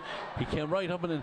But again, James, we have to say it. Good refereeing there by Barry Need. The foul was there, but he didn't come back. Allowed the advantage, and Liam Riley finished that one well over the bar. Yeah, absolutely. Refed it well there. There was a foul being committed, but he let it play on. And again, a simple 1-2, and the whole space opens up, and then straight over the bar from Liam O'Reilly. Great score. Yeah, and probably the score the Milltownpass needed at the start of this second half to get them back into it. But Alan Mangan's kick out, intercepted there by Gavin Glennon. Gavin was fouled. The referee allows it to go on because Brandon Kelly has the possession for his side. Brandon, he's taken the long way around the house, but he still has the possession. He's gone inside the 13-metre line and then lays it off. Milltownpass have the possession. Milltownpass have the free. Evan Gorman fouled there. Evan not too happy, but he has the free for his side and a chance for him. He's 2 from 2 from frees, both coming suitable for the left-footed kicker. And again, an opportunity to tie things up inside the opening 3 minutes of the second half. Yeah, Milltownpass there again, pressed up on the kick out, got the turnover. One of only, I think, 2 that Alan Mangan has kicked that hasn't got off to the St Malachys players, but pushed up again and got the free, got their just word. See if we can put that over the bar now to draw up the game. Yeah, Evan just taking his time. Going to come forward. Remember, he's kicking with the breeze on his back in this second half as he has a long look at the post and then he comes forward. All these kicks are so important. Gets a good connection with the left foot. The umpires look up at it and you see that it's right between the uprights, and within 3 minutes Milltownpass have tied things up. Yeah, and there you see the value of a left-footed free taker again. You know, David Lynch had one just towards the end of the first half. It was a tricky angle for a right footer, but a left footer there makes it much easier. And a press again here. The press works well for Milltownpass. That time they have the possession. Shane Corker, and he's gone on the overlap again, but the ball is with Liam Brennan. Liam with the shot, but just didn't get the curl on it. And James, it's so important, these kick-outs, and you can see when the press comes. Alan Mangan, if they don't, mark up tight, he'll pick out players, but that time he's under pressure. He's lost 2 of the last 2 kick-outs, so that's a worry for St Malachys. Yeah, in the first half Milltownpass were kind of going man on man. You see them now here, look, they're taking the space on the outside, and it's much more difficult for Alan Mangan to find the pocket of space that he wants, but he gets a great kick off there. Yeah, good kick there, finds Aaron Glennon in a lot of space there. Glennon takes the mark and then decides to play on, and the ball is now with the centre half back Peter Murphy. Peter, quality player, on to Shane Corcoran. Shane lays it off there. Jack Gallagher involved in the play now, and now Angus Clark has it. Angus sees a little bit of space down the line in front of him, does well, holds the possession, he's forced to come in central, but again, good play by the number 7. Lays it off to Gavigan. Gavigan spins out of a tackle, has support here from number 10, Cian Gavigan. Cian lays it back now to Lynchy. David Lynch. 2 players almost getting in each other's way, but Gavigan does well to give it over to Johnny Birmingham. Johnny comes towards the 45, gives the ball inside where Corcoran takes it on front of his man. He's a tricky customer. He gives it back now to Peter Murphy. Murphy with the shot, but that's not going to trouble the scorekeeper or the goalkeeper there. Rory Kine got his angles right. He knew that one was going to go across in front of the goals, and a wide ball. And I think, James, we can see the impact that the wind is having here. That Malachy's, trying to force the kick into the breeze there and not able to get it on target. Yeah, that's exactly it. On a nice dry calm day, that'd probably go over the bar, but with the wet ball and the conditions the way they are, that becomes a very, very tricky kick. So he was unlucky there, but again, they made the space, they got the opportunity, just the execution was off a little bit. Yeah, Milltownpass have done well with the kick out, with Rory Coyne found his target, but then Malachy's then pressing straight away and have the possession back. Niall O'Brien, Niall just spins around there, didn't touch it on the ground here, and Jack Gallagher is there for support with him. Ball given back inside where Corcoran has it again, goes to ground. He was being fouled again. He's very, very slight, is Shane Corcoran for St Malachy. He's a young kid. He's the son of Paddy Corcoran's.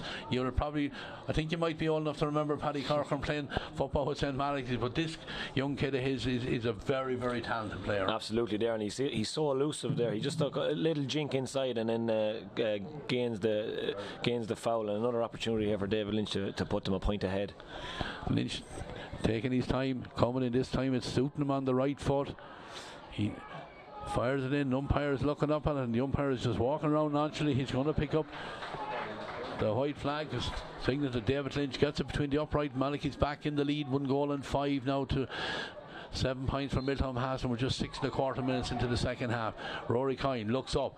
Sam Duncan trying to find him out there, but Sam can't get on that one because the Malachys have the bodies run, but Gavin Lennon as well to come into the breaking ball, and he gives it on to the number 11 Shane Corcoran. Shane to Noel O'Reilly. Noel thought about firing the ball in long, but then just changed his mind, gives it off to Sam Duncan. Sam hands it back to Noel O'Reilly, who gives it to Brandon Kelly on the loop around, moves it on quickly to Gavin Lennon. Gavin holds the ball. Brandon Kelly continued his run. He's disappointed he didn't get the ball back, but again very tight and very intricate here for Milltownpassman, and Shane Corcoran on the loop around, gives it inside, they carry it forward again. Ball flicked over here as far as Noel O'Reilly. Noel sees a little bit of space, but that door is quickly closed off on him, and he has to come back and under pressure then kicks it back down this side again, very, very close to the side. But Tony Loftus has it for his side. Tony comes forward, fists a pass to Noel O'Reilly. Noel toe the hand, stands up, just has a look and sees what's available. Shane Clavin or Angus Clark, it is trying to force him back. Angus Clark, is he fouling him? Yes, he is. The referee signals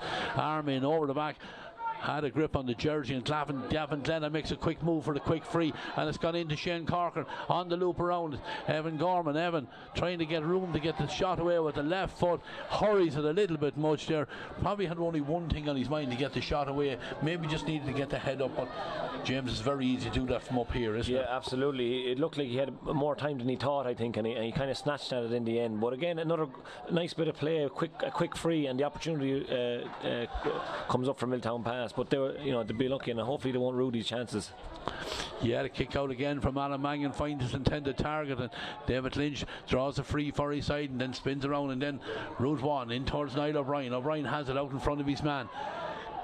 Dummies, comes back inside and then tries to get a little ball in for Shane Corcoran, but that's well read there by the Milltownpass defence there. Alan Farr sticking to his task there, and Milltownpass turn it over, and they're trying to attack with pace here. The ball is with Shane Corcoran. Shane being tackled by Johnny Birmingham, not fouled to the referee. Tony Loftus as well, just to hold the possession, and then a long pass over into the centre where Sam Duncan has space. Sam gives it on to Gavin Glennon, coming off the shoulder. Glennon heads towards the 45, lays it off then as far as Liam Gorman. Liam holds the possession. Liam Brennan is on the loop around. Liam has the possession, trying to get away from his man. He'll back himself with the shot, fires in, dangerous ball, dropping in, ball is broken down. Oh, it could have gone anywhere, but again, good covering there by the St Malachys men. That was the cornerback Nisha McKenna. Nisha was alert to the danger there and wins the possession there, because if that ended with a white jersey, I think it could have been a great goal scoring opportunity, but it's not to be. And the Malachys have the possession again. Morgan Gavigan bounces off a tackle there from Sam Duncan, holds the possession, gives it on then to Jack Gallagher. Jack steps inside, back to Lynch again. Lynch looks up. Is O'Brien available for it? He looks up and he has his hand in the air, and what a ball in again. Will it come down to O'Brien? Yes, he gets a hand and doesn't get it at the first attempt, but he has it. Comes back, trying to make the angle off his right foot, and then gives it back to Shane Corcoran. Shane moves away from the tackle into space, fires it in. and he fires it over the bar. We were holding our breath there because this umpire is not helping us with his pace and going to the flag. But again, a super ball in from David Lynch to Niall O'Brien. Yeah, again you see the relationship the two boys have. Every time David Lynch is getting on the ball, he's looking up for Niall O'Brien, waiting for his move and then banging the ball into him. But lovely interplay there between the two of them. He gets Shane Corcoran away and another point over the bar. Yeah, there's a substitution on the St Malachys team. Darren Rowan wearing the number 15. We didn't realise he hadn't started. Certainly we weren't given that change before the game, but Darren has come in and he's replaced Cian Gavigan, so it's almost like for like. Referee just having a word with his umpire over on the far side of the field. Looks like he's going to have a quick word with Angus Clark over there, and I think Niall Manning, or David Manning, the other sub-referee, having a quick word with him. But Rory Coyne gets the signal to get us underway again, and his kick out under pressure is going to be very close to the sideline. It's going to be out over the sideline. Nothing they could do about it that time. Out over the sideline, line ball over there, right in the middle of the field. Angus Clark has the ball in his left hand as he has a look to see who's available. And O'Brien has made himself available again, coming out in front of his man. He lays it off quickly to Jack Gallagher. Jack with Johnny Birmingham making a decoy run, and then he finds Shane Corcoran in a little bit of space. Corcoran has one look at the post, backs himself, takes the shot, and that's a beautiful score. He's really after coming alive now in this second half, Shane Corcoran.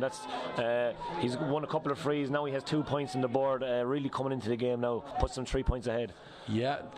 Sizable lead, and the way scores are so hard to come by. 1 goal and 7 now to 7 points, 11 and a quarter minutes on the clock as Rory Coyne this time goes long and high out into the centre. Again he's looking for his midfielder Sam Duncan. Sam along with Gavin Glennon was there and just dropped nicely into his hands, and he comes forward, skips away from a tackle of Angus Clark.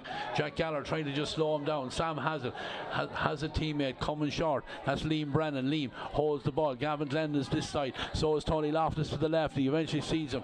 Loftus on now again to Liam Brennan. Liam being fronted up there by David Maloney, but a nice ball played inside where Noel O'Reilly sees a little bit of a gap. He's gone through that gap, comes back in, and as he tried to get the shot away, David Lynch coming back, gets in the tackle, it's a foul though, and it's going to be another opportunity and a chance for Milltownpass to get it back to a 2-point game.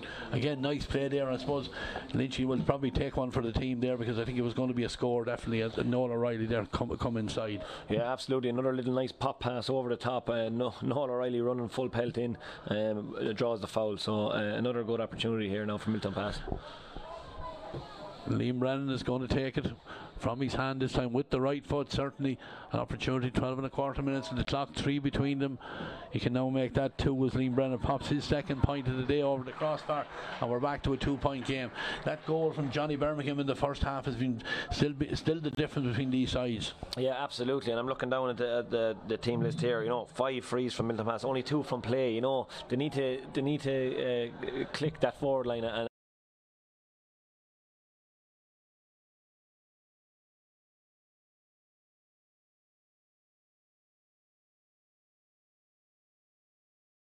Corcoran sees that Gavin Glennon was in a little bit of space, doesn't find Glennon, but Liam Brennan is there to pick up the pieces, and they have it. A nice ball kicked in first time, and there's a tussle in there, but the referee has deemed that it is the forward that was fouled in there. I think it's Shane Flanagan, the man in there. He's gone into the full forward position, but the referee said he was holding on to his man there, and it's a free out for St Malachys, and they've already taken it, and Morgan Gavigan has slipped his man. Down the line he comes, and with the right foot tries to get it into Corcoran again. Corcoran quickly transferred it on to Darren Rowan. Rowan on now to Johnny Birmingham. Johnny thought about taking the shot and comes back in on his right foot inside, but again not a good decision, because it allowed the Milltownpass defenders to get back there, and Michael McCormick has the possession. It's with Rory Coyne, and Rory again just taking his time. They'll work it out, get it across the pressure there from the St Malachys men, and Shane Flanagan has come out from the full forward position trying to get on more ball, keeps carrying it forward, gives it on now to Liam Gorman. Liam on now to Liam Brennan. Liam coming forward, gives it on the ground to Brandon Kelly. Kelly, lovely skill, picks it up and then pops it on, looking for Shane Corcoran, but then again great covering there by the Malachys man. Now Shane Clavin read that play all the way, stepped in, won the possession for his side, and then wins a free. Shane Clavin with 2 big plays there now, one after the other, winning the tussle in there. And it seems to be he gone into the full back line at the minute, but he's after winning 2 big balls there now for his team.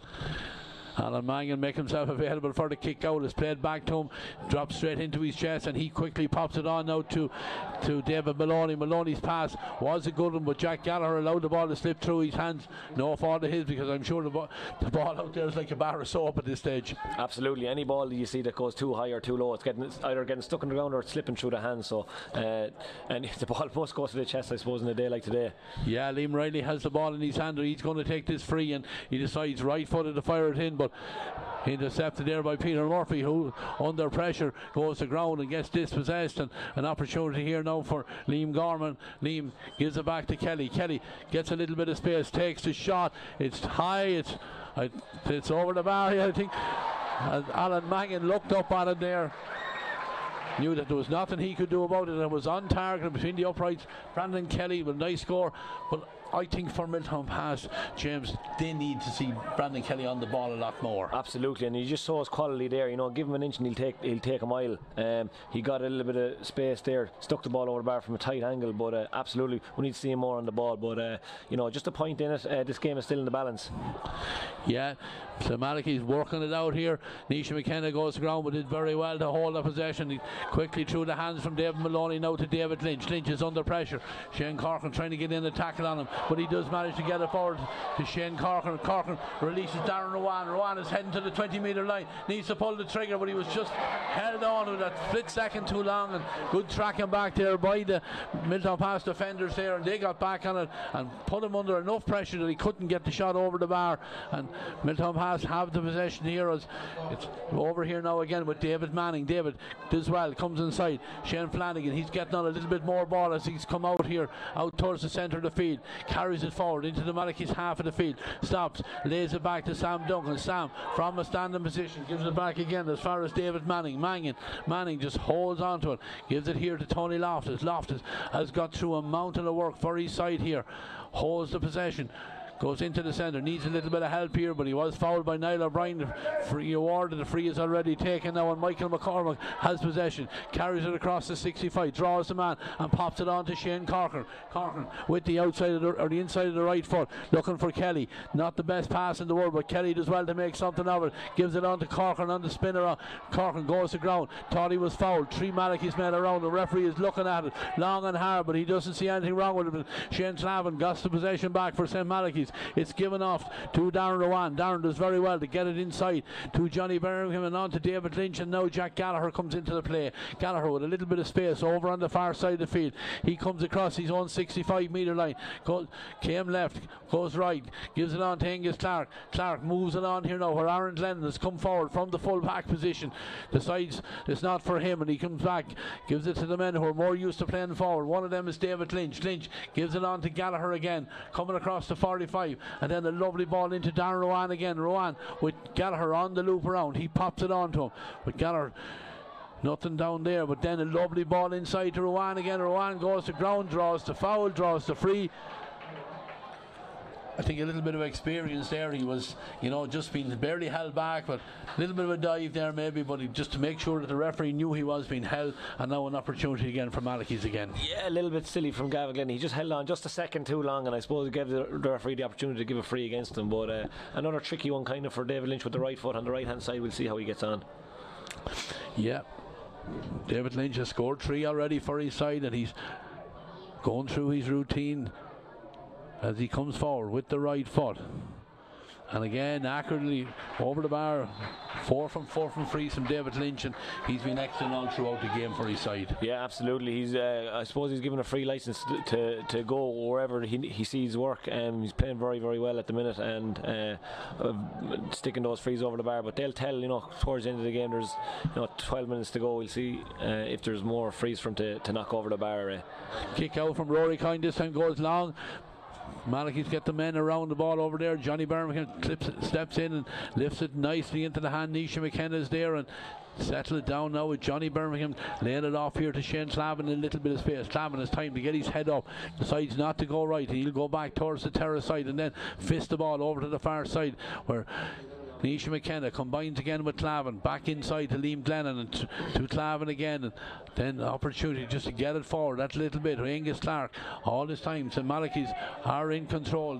They won't mind. They're 2 points ahead on the scoreboard as Clavin decides to amble forward and then uses Angus Clark again. Clark off his left foot, comes inside. Couple of Milltownpass men trying to get on him, but as they dispossessed him there, the foul was committed. Correct decision there by the referee, in my opinion. And Clark just drew the free there, and it's going to be a free. You know, James, as we head down to the last 10 minutes, Malachys will be quite content to hold the possession and play around with it. They'll probe, and you know, very difficult then to get the ball off them when they're like that. Yeah, absolutely. Milltownpass are kind of dropping everyone back, you know, to defend, but I think they need to press up a little bit more to try and get the ball back maybe higher. Put a little bit more pressure on St Malachys, because they seem to be getting inside the 45 as well, but they'll hold ball all day if Milltownpass will let them, you know. Yeah, Shane Corcoran, the latest man to have it here. He has support here on this side from Peter Murphy, and Murphy just back to Birmingham, and he fisted back across. They're just inside their own half. Nisha McKenna. Nisha just back now to Clavin, who decides to come forward with it. Looks up, seeing what opportunities are there for him, or who's available for him. Lays it off there to Angus Clark. Angus heads towards the 20-metre line, draws the tackle, comes inside. But the referee deems this time that he was the man that took too many steps. Referee awards a free out for Milltownpass. 2 points between the sides, 1 goal and 8. That's 11 points for Malachys, 9 for Milltownpass, 9 scores apiece. With that goal that came in the early stages from Johnny Birmingham, the real difference so far throughout this game. But Milltownpass with plenty of time to get themselves back in, and Sam Duncan, he'll do all he can in his power to drag his team back into it, as will Noel O'Reilly and Shane Corcoran. Corcoran has it here now, and off now to Shane Flanagan. Flanagan looks up, and then a little fisted pass inside, where it's gathered well there by Liam Gorman. Liam comes in field from the stand side of the pitch, holds the ball, has support here from Tony Loftus. Loftus again just holding that possession, looks up and clips a nice pass with the left foot over to the far side of the field, where there's space there for Liam Brennan. He's the number 13. He backs himself, fires his shot in, but unfortunately that's all very, very wasteful there. That one to the right and wide. Again, Ray, the outside of the foot. Normally on a wet day, you know, you should keep that in the locker, but he got the space, he went for the shot, just unlucky with the execution.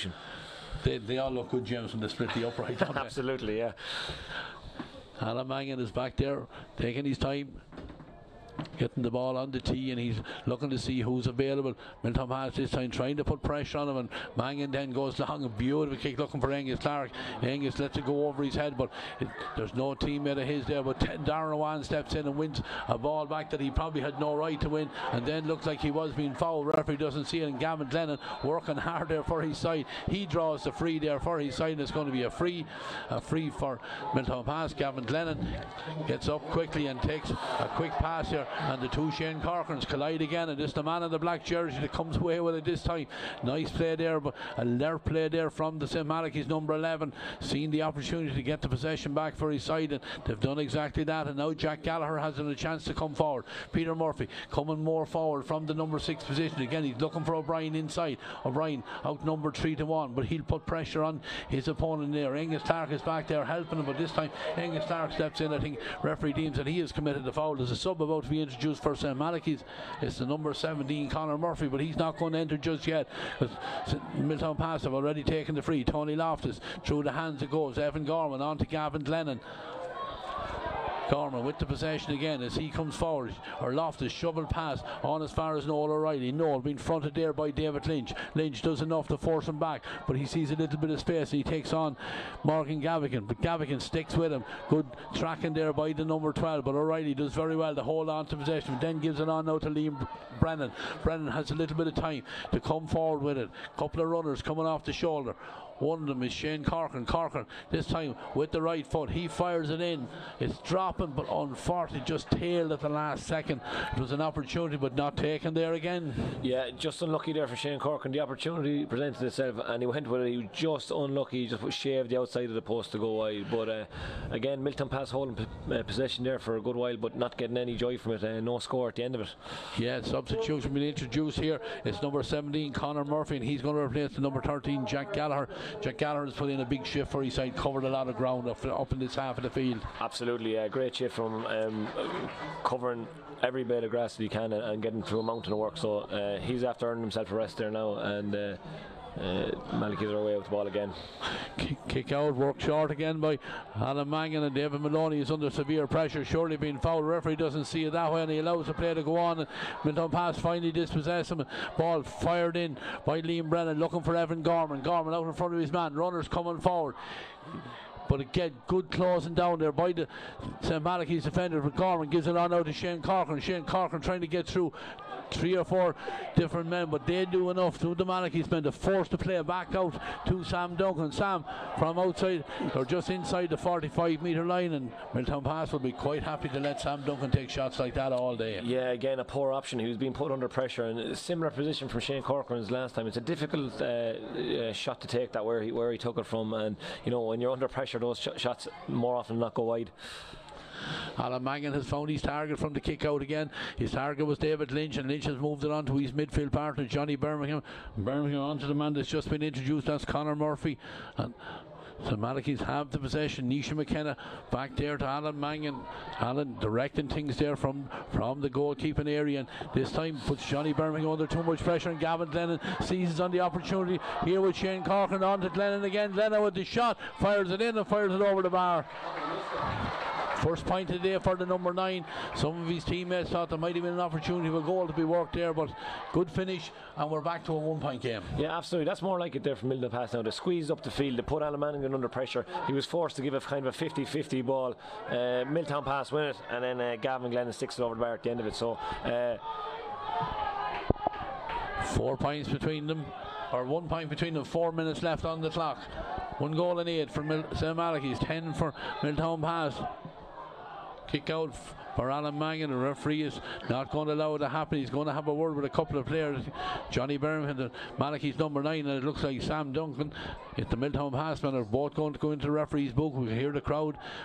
We're complaining about something there, but referee steps in. 2 yellow cards issued. Hopefully things settle down. But certainly, James, we're getting down into the heat of the battle. One of these sides is going to, end up disappointed it turned out, but again, it's been very, very tight all through the game. Absolutely, yeah, tight game. It could swing either way here, coming into the last 5 minutes. Only a point in it. Milltownpass now seem to be pressing higher on the pitch, trying to turn over the ball a little bit earlier. But St Malachys here again inside the 45. Yes, but the man that was introduced, Conor Murphy, and the shot comes in, it's going to drop in, and Rory Coyne has to be careful as that one came in under the crossbar, and he dealt with it very comfortably there, takes it down, and Noel O'Reilly with the possession.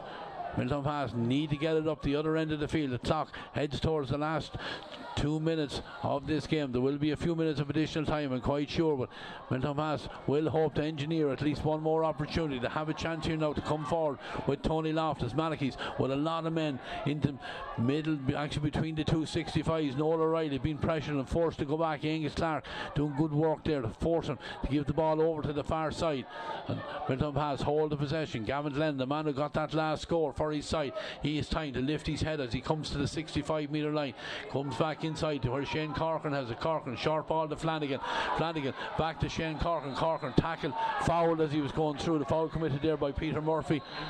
There is plenty of time in this game for Milltownpass. They don't need to panic, they need to just take their time to engineer the right man at the end of this play. Yeah, absolutely, and they're going to have to carry the ball. I'm looking there at St Malachys, they have 2 sweepers now at the minute, David Lynch and Shane Clavin, so they're going to have to carry the ball in through this through the 45 and see if they can get a shot off, but certainly getting an opportunity anyway. Yeah, the number 2 is Michael McCormick. He's right up there on Malachys 45, heading towards the terrace side, but turns around and gives it back there to Tony Loftus. Loftus in as far as Sam Duncan. Sam from a standing position is forced to give it back as far as David Manning. Manning coming across towards the centre, nothing available to him on this side, and then Loftus makes himself available. Loftus comes forward, pops off a little pass as far as Liam O'Reilly. O'Reilly on to Brandon Kelly, he's the man they want on the possession. Kelly backs himself, takes a shot, drops it in. Well, I said it. He was the man they wanted at the end of it. Absolutely, Ray. You said it a couple of minutes ago. We need to see Brandon on the ball if they're going to get back into this game. And he gets the ball there, creates a little bit of a little angle for himself, and then sticks it over the bar. Draw game now, moving into injury time. Yeah, things are getting a little bit feisty out there before this kick out is going to come out. A few players getting acquainted, but certainly it just proves the tension that's here and so much on the line for both of these clubs. Yeah, absolutely. And you see that's coming from Milltownpass. They're pressing forward up the field. They're getting hands on their man, and a little bit of a scuffle there breaks out. But the game is right on the line for either of these two teams. Yeah, we're all tied. 1-8 for St Malachys, 11 points for Milltownpass. Alan Mangan is waiting patiently on the 20-metre line, ready with the kick out. 29 minutes and 37, 38, 39 seconds on the clock. Remember, for our viewers at home, there will not be extra time here. We will have a replay if it's required. The sides are level at the moment. I think some of our punters last night and up for the game, James, said we might be back here for another one again. And right now, all eyes are on the referee. We'll wait down below us and see what's the signal going to be for the additional time. But Malachys have the possession. David Lynch has it over there. We're going to get the signal now from the referee as he gives it over to the linesman.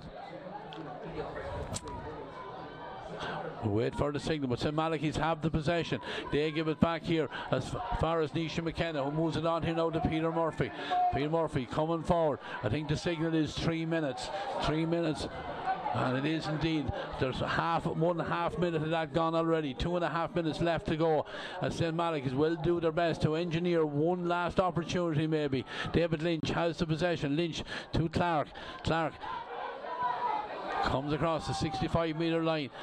Trying to be closed down by Evan Gorman. He moves away from that tackle, gives it on now to Conor Murphy. Murphy holds that possession, looks up what's available for him.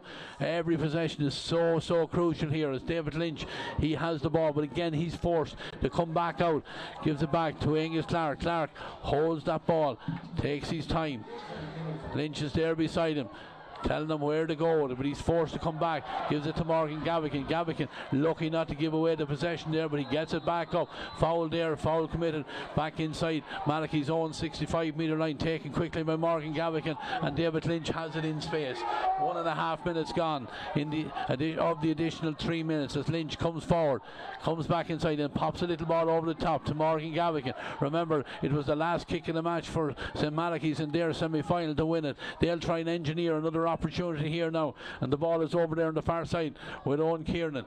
Kiernan back inside to Clavin. Clavin looks up, goes to Niall O'Brien. He's been the go-to man for a lot of the play all through the game for the Malachys men. He's been tackled hard in there, does well to lay off the pass, and Malachys trying to hold that possession. Niall O'Brien gets the ball, thought he was being dragged back, and then gives it back as far as Brandon Kelly. Kelly tried something that maybe wasn't on at the time, but doesn't get the possession, but eventually it is worked here by Malachys. Over here to Angus Clark. Angus comes inside the 45-metre line, holds that possession. Toe the hand, gives it back to David Lynch. Lynch trying to get a little bit of space, but he's closed down. Good defending there by the Milltownpass man. Angus Clark then looks up and gives it over to Shane Clavin. Clavin picks it and takes it on the turn. Works it, gives it back as far as Angus Clark. Clark holding that possession. He's going back. The clock is inside the last 30 seconds as David Lynch looks up and he plays it back across in here into the centre where Nisha McKenna is in a little bit of space. McKenna hops the ball and comes forward. Gives it on to Darren Rowan. Rowan looks up. What options are there in front of him? He goes inside onto his left foot to Morgan Gavigan. Gavigan runs into a heavy tackle there from Sam Duncan, but Milltownpass, the referee has signalled the ball was touched on the ground. Are we going to have deja vu all over again? Because we're probably down to the last kick of the match. Morgan Gavigan, is he going to take responsibility? It looks like he is. He's standing there waiting for the ball to be given back into him. What pressure, James Dolan, because I reckon this is going to be the last kick of the game. Yeah, unbelievable unlucky there from Milltownpass. Looked like they turned over the ball and just to touch it on the ground there to give away a free. But I reckon it's going to come down to this kick, Ray. Yellow cards there for a couple of players there, but at this time the referee is Barry Nee. He's just telling Morgan Gavigan where this free is going to be taken from. It's about 42 metres maybe from the goals. He's kicking into a stiff enough breeze, but remember he kicked a fabulous 45 in the semi-final. He has absolutely nailed it. Morgan Gavigan, what a kick, what pressure from the young man. All eyes now are on the referee. 1-9 for St Malachys. That's 12-11% for Milltownpass, and that's the end of it. The referee Barry Neve blows the final whistle. And what credit for St Malachys, what credit for Morgan Gavigan. I think he's also the captain of the team, but what battle the young man showed to win the semi-final first and then to do it all over again. Oh, absolutely. What a free there to kick it over. And you love winning finals like that. Last kick of the game, stick it over the bar, and you're forever a hero. Well done to him. Great kick. What a way to win a game. On the other hand, it is heartbreaking way to lose it. But I thought Milltownpass, maybe you might have seen the replay as to what had happened. Was the ball touched on the ground there? You think it was? The referee had got the call correctly. But Gavigan, he lined it up and he fired it over the bar. I know Milltownpass not too happy about it, but it was a great kick from Gavigan under huge amount of pressure. Look, there was very little between these sides all through the game, James. You know, the goal was a crucial score right through the game. Yeah, we said it in the first half. We thought, you know, in the conditions like they are, a goal would be a big play in the game. They got the goal early, and then they just stuck away at it. Freeze, we said in the first half, Freeze are going to come into it, and in the end the game was won by a free. But unbelievable for Morgan Gavigan to stick it over the bar and win it at the death. Yeah, our viewers at home are looking at the highlights. We'll have a look at them maybe as well, James, because with so much in it, we see it there. Gavigan actually was involved and he got the tackle, and yet it looked like the ball was picked up off the ground. Milltownpass went trying to get it into his hands and get it away, but it was, you know, referee Barry Nee right on top of things. He's seen it. And Morgan Gavigan, as we look at it, the last kick of the county final, the kick out was academic from Rory Coyne. And, you know, as I said, we'll go back to what we've seen in the first half. The goal from Johnny Birmingham was a beautiful ball that played him in by Shane Corcoran, but that was score. Yeah, absolutely. Goals win games. You always hear that old phrase, but Johnny Birmingham got it in the first half, and St Malachys just stuck to their guns, then kept clipping the ball over the bar, got a couple of frees to keep them ahead. It went right down to the wire there. Last play of the game, Morgan Gavigan sticks the ball over the bar to win it, but yeah, that goal was a big play in the first half, Ray. Yeah, and you know, St Malachys, they topped that section B, you know, in the round robin stages of it.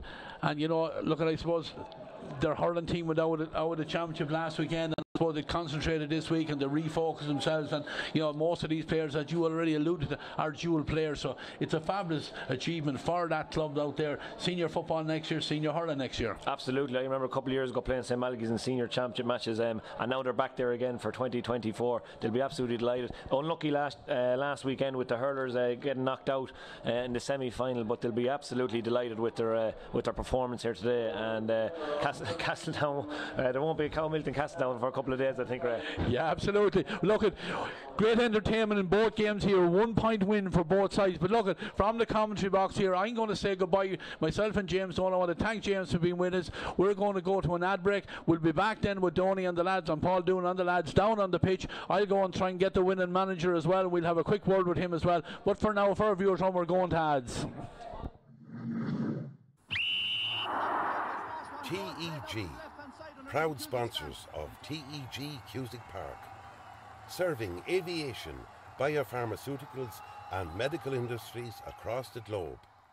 TEG has been to the fore in the fight against COVID-19 with our customers and partners. A local business employing local people. Visit teg.com/careers to learn more. Wishing all our GAA patrons a safe passage through the championship.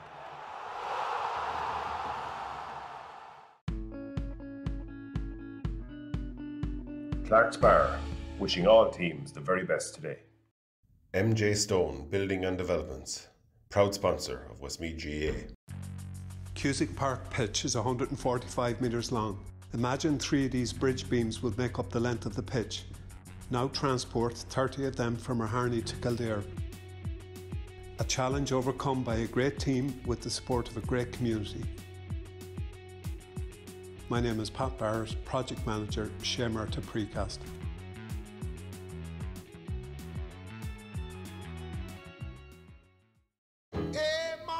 treat me wrong. Come and love you, daddy, all night long. And you? What do you do? It's a bit complicated to explain. Hey, hey. You know, I still didn't get exactly what your job is. That is what I do. New Renault Arcana E-Tech Hybrid. Winner, Irish Medium Crossover SUV in the 2022 Car of the Year Awards. Yeah, we're back here in TG Cusick Park and we're heading straight to the presentation here. Frank Maskell is about to present the Peter Geraghty Cup to the hero of the hour, Morgan Gavigan. But he did very well. So thanks very much, Barry, for your contribution to that final there today.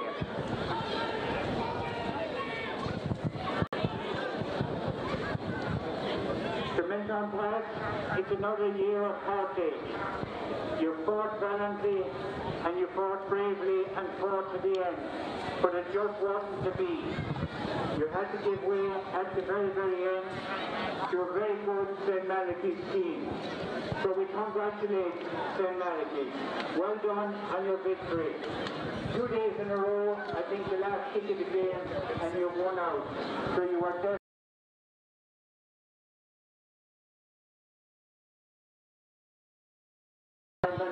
Last weekend of your hurler. I want to acknowledge our sponsor, Shay, who sponsor our senior championships as well. They will be with us tomorrow. So that's me done. I'm going to hand over the cup to a very good young footballer. So raising up Morgan for the village of Castletown.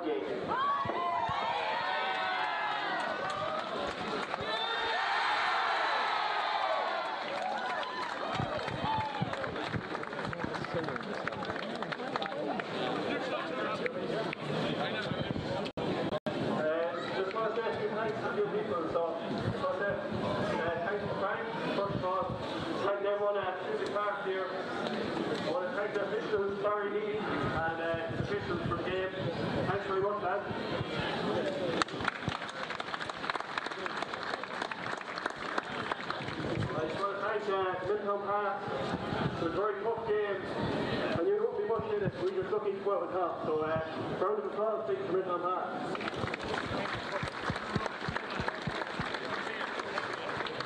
A big shout out to our sponsors, Bowman's Day, Drake, Murtagh Smoke, and MGD Engineering. Thanks very much.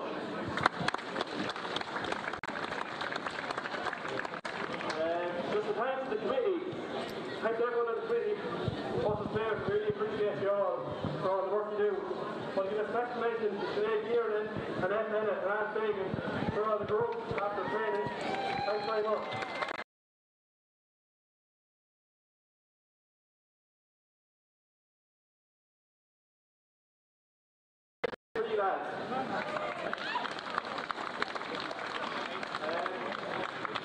Thanks to our selectors, Tommy, Amy and Willie, James and Paul, and thanks to our physios, Ed Wallace and Alan Moore. Thanks very much. And to the main man himself, Kenny McKinley. And it's someone that's great during all year. You're a top class manager. We're really lucky to have you. So thanks very much, Kenny.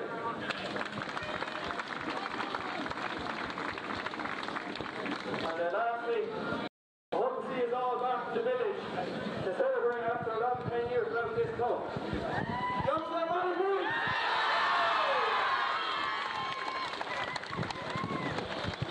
Yeah, a lovely speech there from Morgan Gavigan. I don't know how he held his nerve, I suppose, after scoring the winning point in the game and then to get up and make a speech as captain. But Paul O'Donovan, you know, if you want drama, come to a Westmeath County final. No matter whether it's junior, under 14, there's always a bit of drama, and there was a huge bit of drama at the end of that game. Yeah, absolutely, Paul. We're doing these games years now, and I can't remember any game that was one-sided, didn't have a close finish, and great excitement. And you know, you can see St Malachys there celebrating in the background, and you know, they fully deserve it, Paul. They fully deserve it. Probably the better team on the day at the start of the second half. Milltownpass came out all guns blazing the start of the second half. There was a crucial period then, and Shane Corcoran of St Malachys really came into the game. He won a free, and David Lynch popped it over. He got 2 points himself, and there was a 3-point gap. And Milltownpass came back into it. Gavin Glennon and Brandon Kelly got great points, and we're in for a tense finish. 3 minutes, it could have gone either way. You know, free at the end. Obviously Milltownpass weren't happy the free was given. We looked at it again. Someone touched on the ground. It certainly was. I'm not sure, it could have been Sam Duncan looking at it again, but the free was given. And you know, what a point from Morgan Gavigan, worthy of winning any county.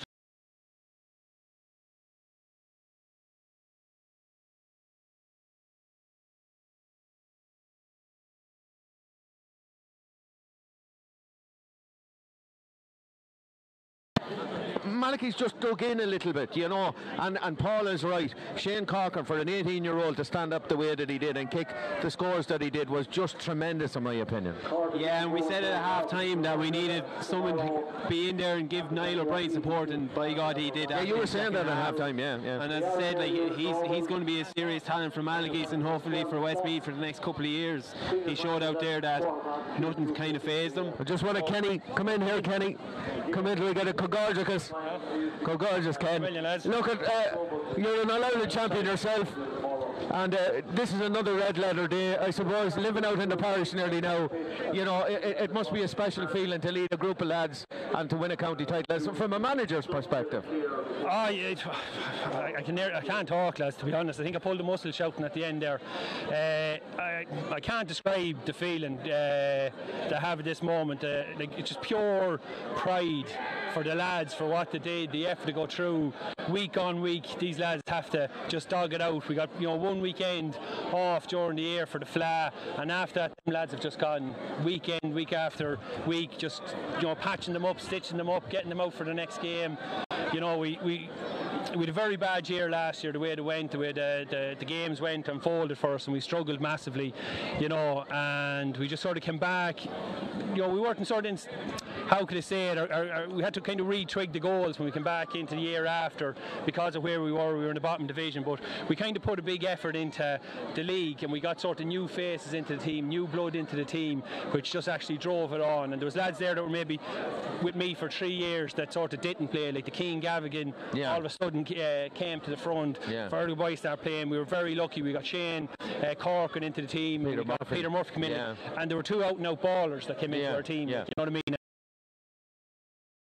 Like Liam Varley, Conor Kane, Mick Heaney through injury, Conor Keegan, like there were 7 or 6, like Stephen Fagan there, like massive. But the boys came back in, and listen, we just got a bit of roll at the start of the year, got a wee bit of momentum into ourselves, and we started playing good. And we always knew if we could just get ourselves into knockout games, we always had a chance. You will always have a chance. And of course you do it the easy way the whole time, you know. You love to just, you know, blow teams out of the water. But you know, semi-final to win by a point. It won't make any difference. Jerry Buckley, the well pundit up there, he says the only man that matters and the only score that matters is the one that goes up in the scoreboard at the end of the game, and that'll show that you won by a point, Kenny.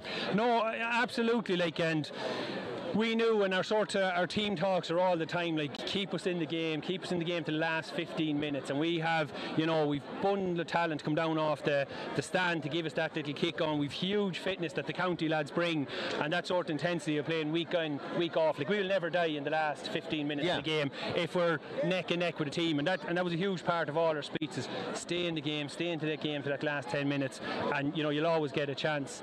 And like, it happened there, and like hats off to Milltownpass. You know, they must be absolutely devastated. They're a serious team. We know each other so well, and like, there was never going to be, I don't think any team was ever going to run away with this game. It was just going to come right down to the wire, and someone's piece of magic. Well, the boys got it wrong anyway, just so you know. Everyone has got it wrong. Owen Carberry actually got it right. But yeah, no, and like, you know, I would say, and not disrespecting any other teams, like, you know, Milltownpass and ourselves have sort of knocked heads for the last 3 or 4 years and really be knocking on the door. And you know what I mean. I was never surprised that we and them were here at the end of the in the latter stages of the championship. But you have a great record, Kenny. You're the only team that have a 100% record in the championship this season. Only team. Yeah, it's a nice record to have now. It's a really good record to have. It's a huge record, but it wouldn't meant anything if we lost the one today. Yeah. But as I said, I'm looking out there, and I couldn't compliment them bunch of lads any higher. And do you know what I mean? Like, right, I'll get a lot of pats in the backs tonight and whatnot, and congratulations. But like, they're so easy to train. I've David Lynch in the dressing room, I've Alan Mangan in the dressing room, Johnny Birmingham, just leaders throughout. Like, I've leaders from my goalie right up to me full forward. You know, and there's times there we went into games I didn't really have to talk. The lads would talk, the lads would take over for you, and that's just absolutely massive. I find that very hard to believe that you found it hard to do. I find that, I'm just going to say that I find that very hard to believe. And then listen, we got a bit of luck. Great goal. What you need? Huge goal. He just snuck in behind, no one picked him up, and I think it was Shane Corkin that put the pass. Just seeing that bit of vision. Shane did the same in one of the other games. Just kind of has that vision to kind of cut the team open. But then as I go back to it, you know what I mean. You earn what you want in life. The lads earned it. We got that bit of luck through the championship. Like, you know what I mean. Got a bit of luck in the semi-final to get ourselves across the line, and you need luck to win a championship. And as I just couldn't be happier for the club. Kenny, go and enjoy yourselves with your team players. Congratulations, and the best of luck to you in the Leinster Championship as well. Absolutely. Thanks a million, lads. Thank you very much. Thanks, Ken McGinley. Yeah, Owen, Kenny made the point there. These boys are playing week in, week out, hurling and football. It's one week after another. And as he said, lads still driving them on, you know, with all that experience behind them, you know. Yeah, 100%. And look, at that experience as well, playing with Castletown Gagan as well in the hurling and winning senior championships with them, would have stood to them there today with very important players on both sides. You know, would have brought into Malachys there today. So, and look at a bit of youth as well, which is great. Like big forms of Shane Corcoran and Peter Murphy. I thought they were absolutely brilliant, you know, for their ages. So, look at big future ahead. Two 18-year-olds, Damien. First big day in Cusack Park, really in a senior environment, and you know they pulled it out of the fire. Let's be honest about it; they were probably the two best players on the pitch. Certainly from a St Malachys point of view, they were excellent.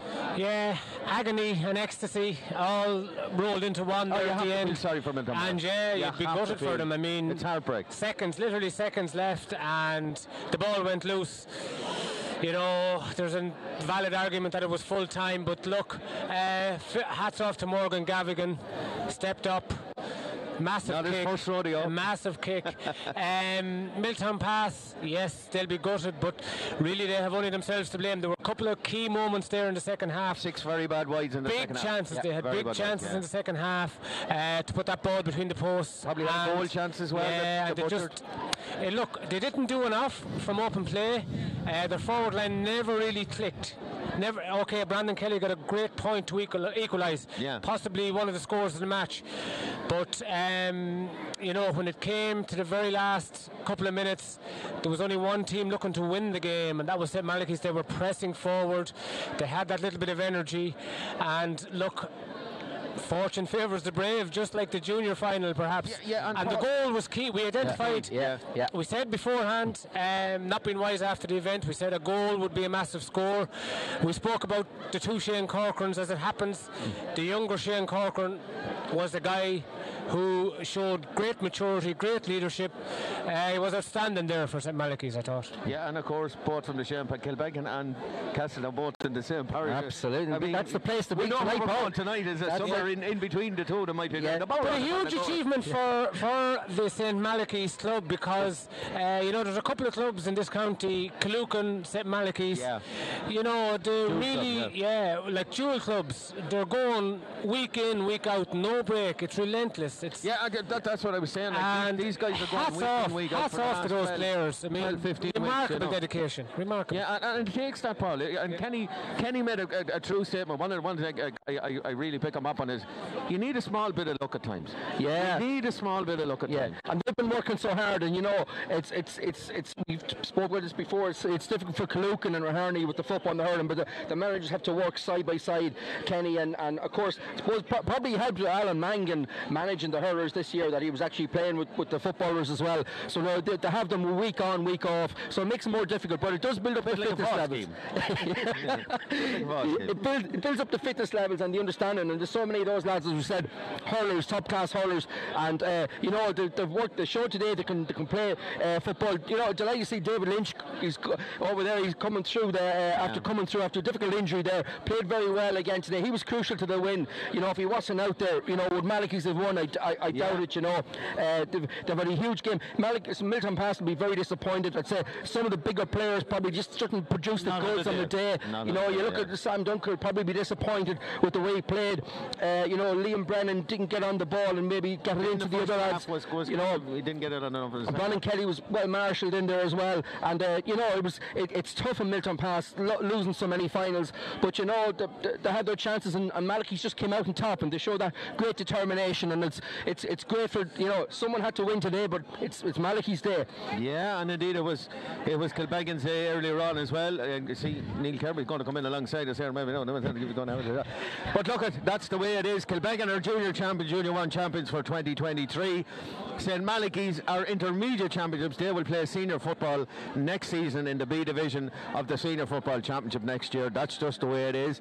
Tomorrow we have the real big one. We have St Lomans Mullingar versus Carlstown Kinnegad. It's the senior championship final. It's live on TG Car. You won't be looking at my ugly face tomorrow, unfortunately. You'll have to come down here to have a look at the beauty of Paul O'Donovan and Damien Marr. But you certainly want to mind. But looking forward to tomorrow's game, and indeed a real good minor game. And I have to mention that because my own club are in and Mullingar Shamrocks play Tubber Clare. I think it promises to be a really, really decent minor final.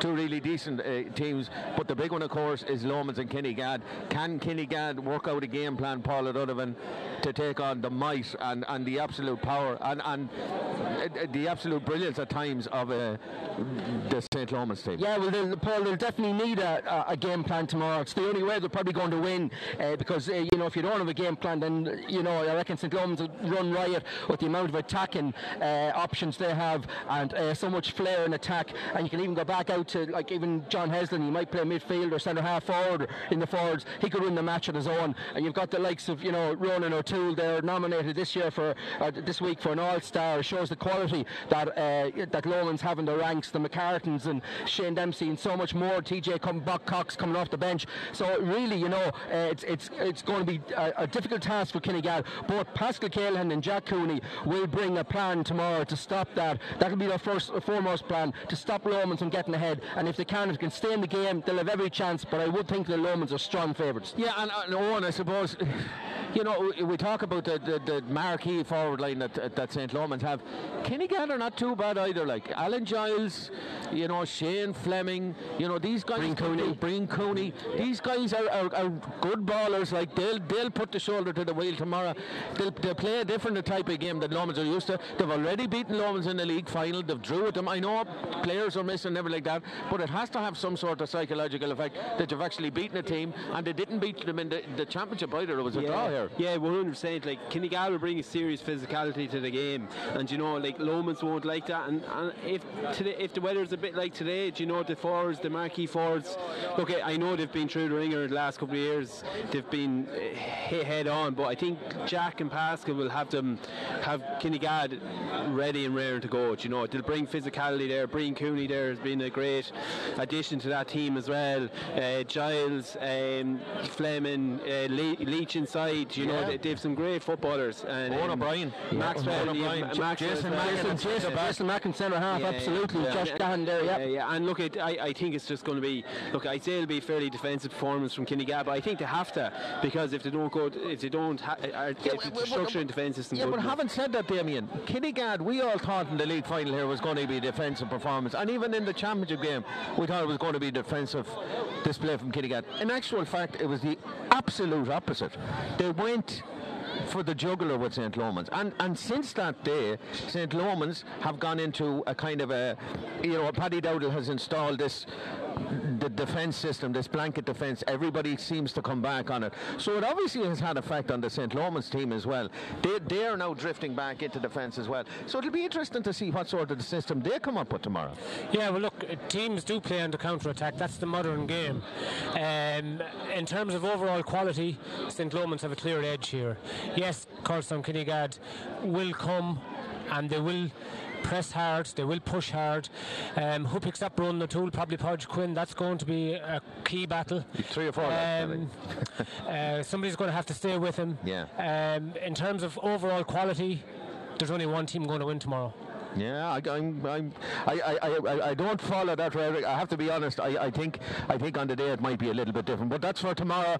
Tomorrow is another day, as Scarlett O'Hara says, or Mary O'Hara, or some of the O'Hara said it at one time anyway. We'll have the minor championship final here at 12 o'clock tomorrow for any of you that are coming to us.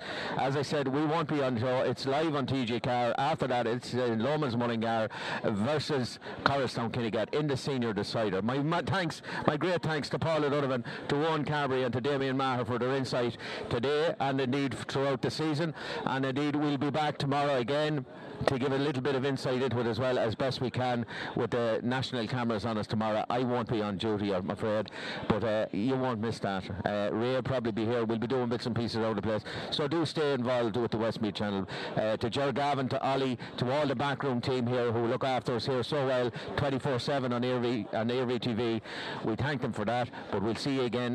Hopefully we have the hurling finals, of course, next weekend. I just want to say a big shout out to all the Sunday Point boys and Matt Collins, who told me that if I didn't mention them today, and indeed to all the boys in JP Clark's who I know are watching today. I'd say Mick Stones is probably on his 4th or 5th point at this stage after Kilbeggan winning, and the very best of luck to you, Mick. I hope you enjoy it. But for the moment here, from TG Cusick Park and from AVTV, it's Slán Agus Connacht.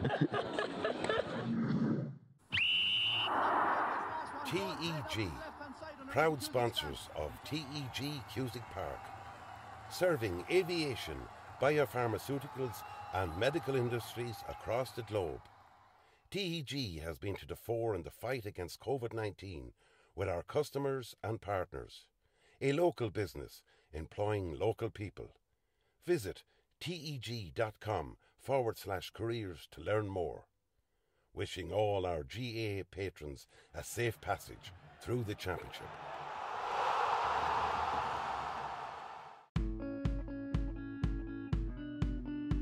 Clark's Bar, wishing all teams the very best today. MJ Stone Building and Developments, proud sponsor of Westmeath GAA. Cusick Park pitch is 145 metres long. Imagine 3 of these bridge beams would make up the length of the pitch. Now transport 30 of them from Harney to Kildare.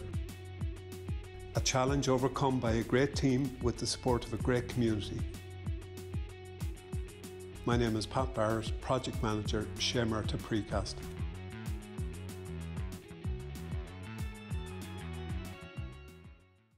Hey, mama, don't treat me wrong. Come and love you, daddy, all night long. And you? What do you do? It's a bit complicated to explain. Hey, hey.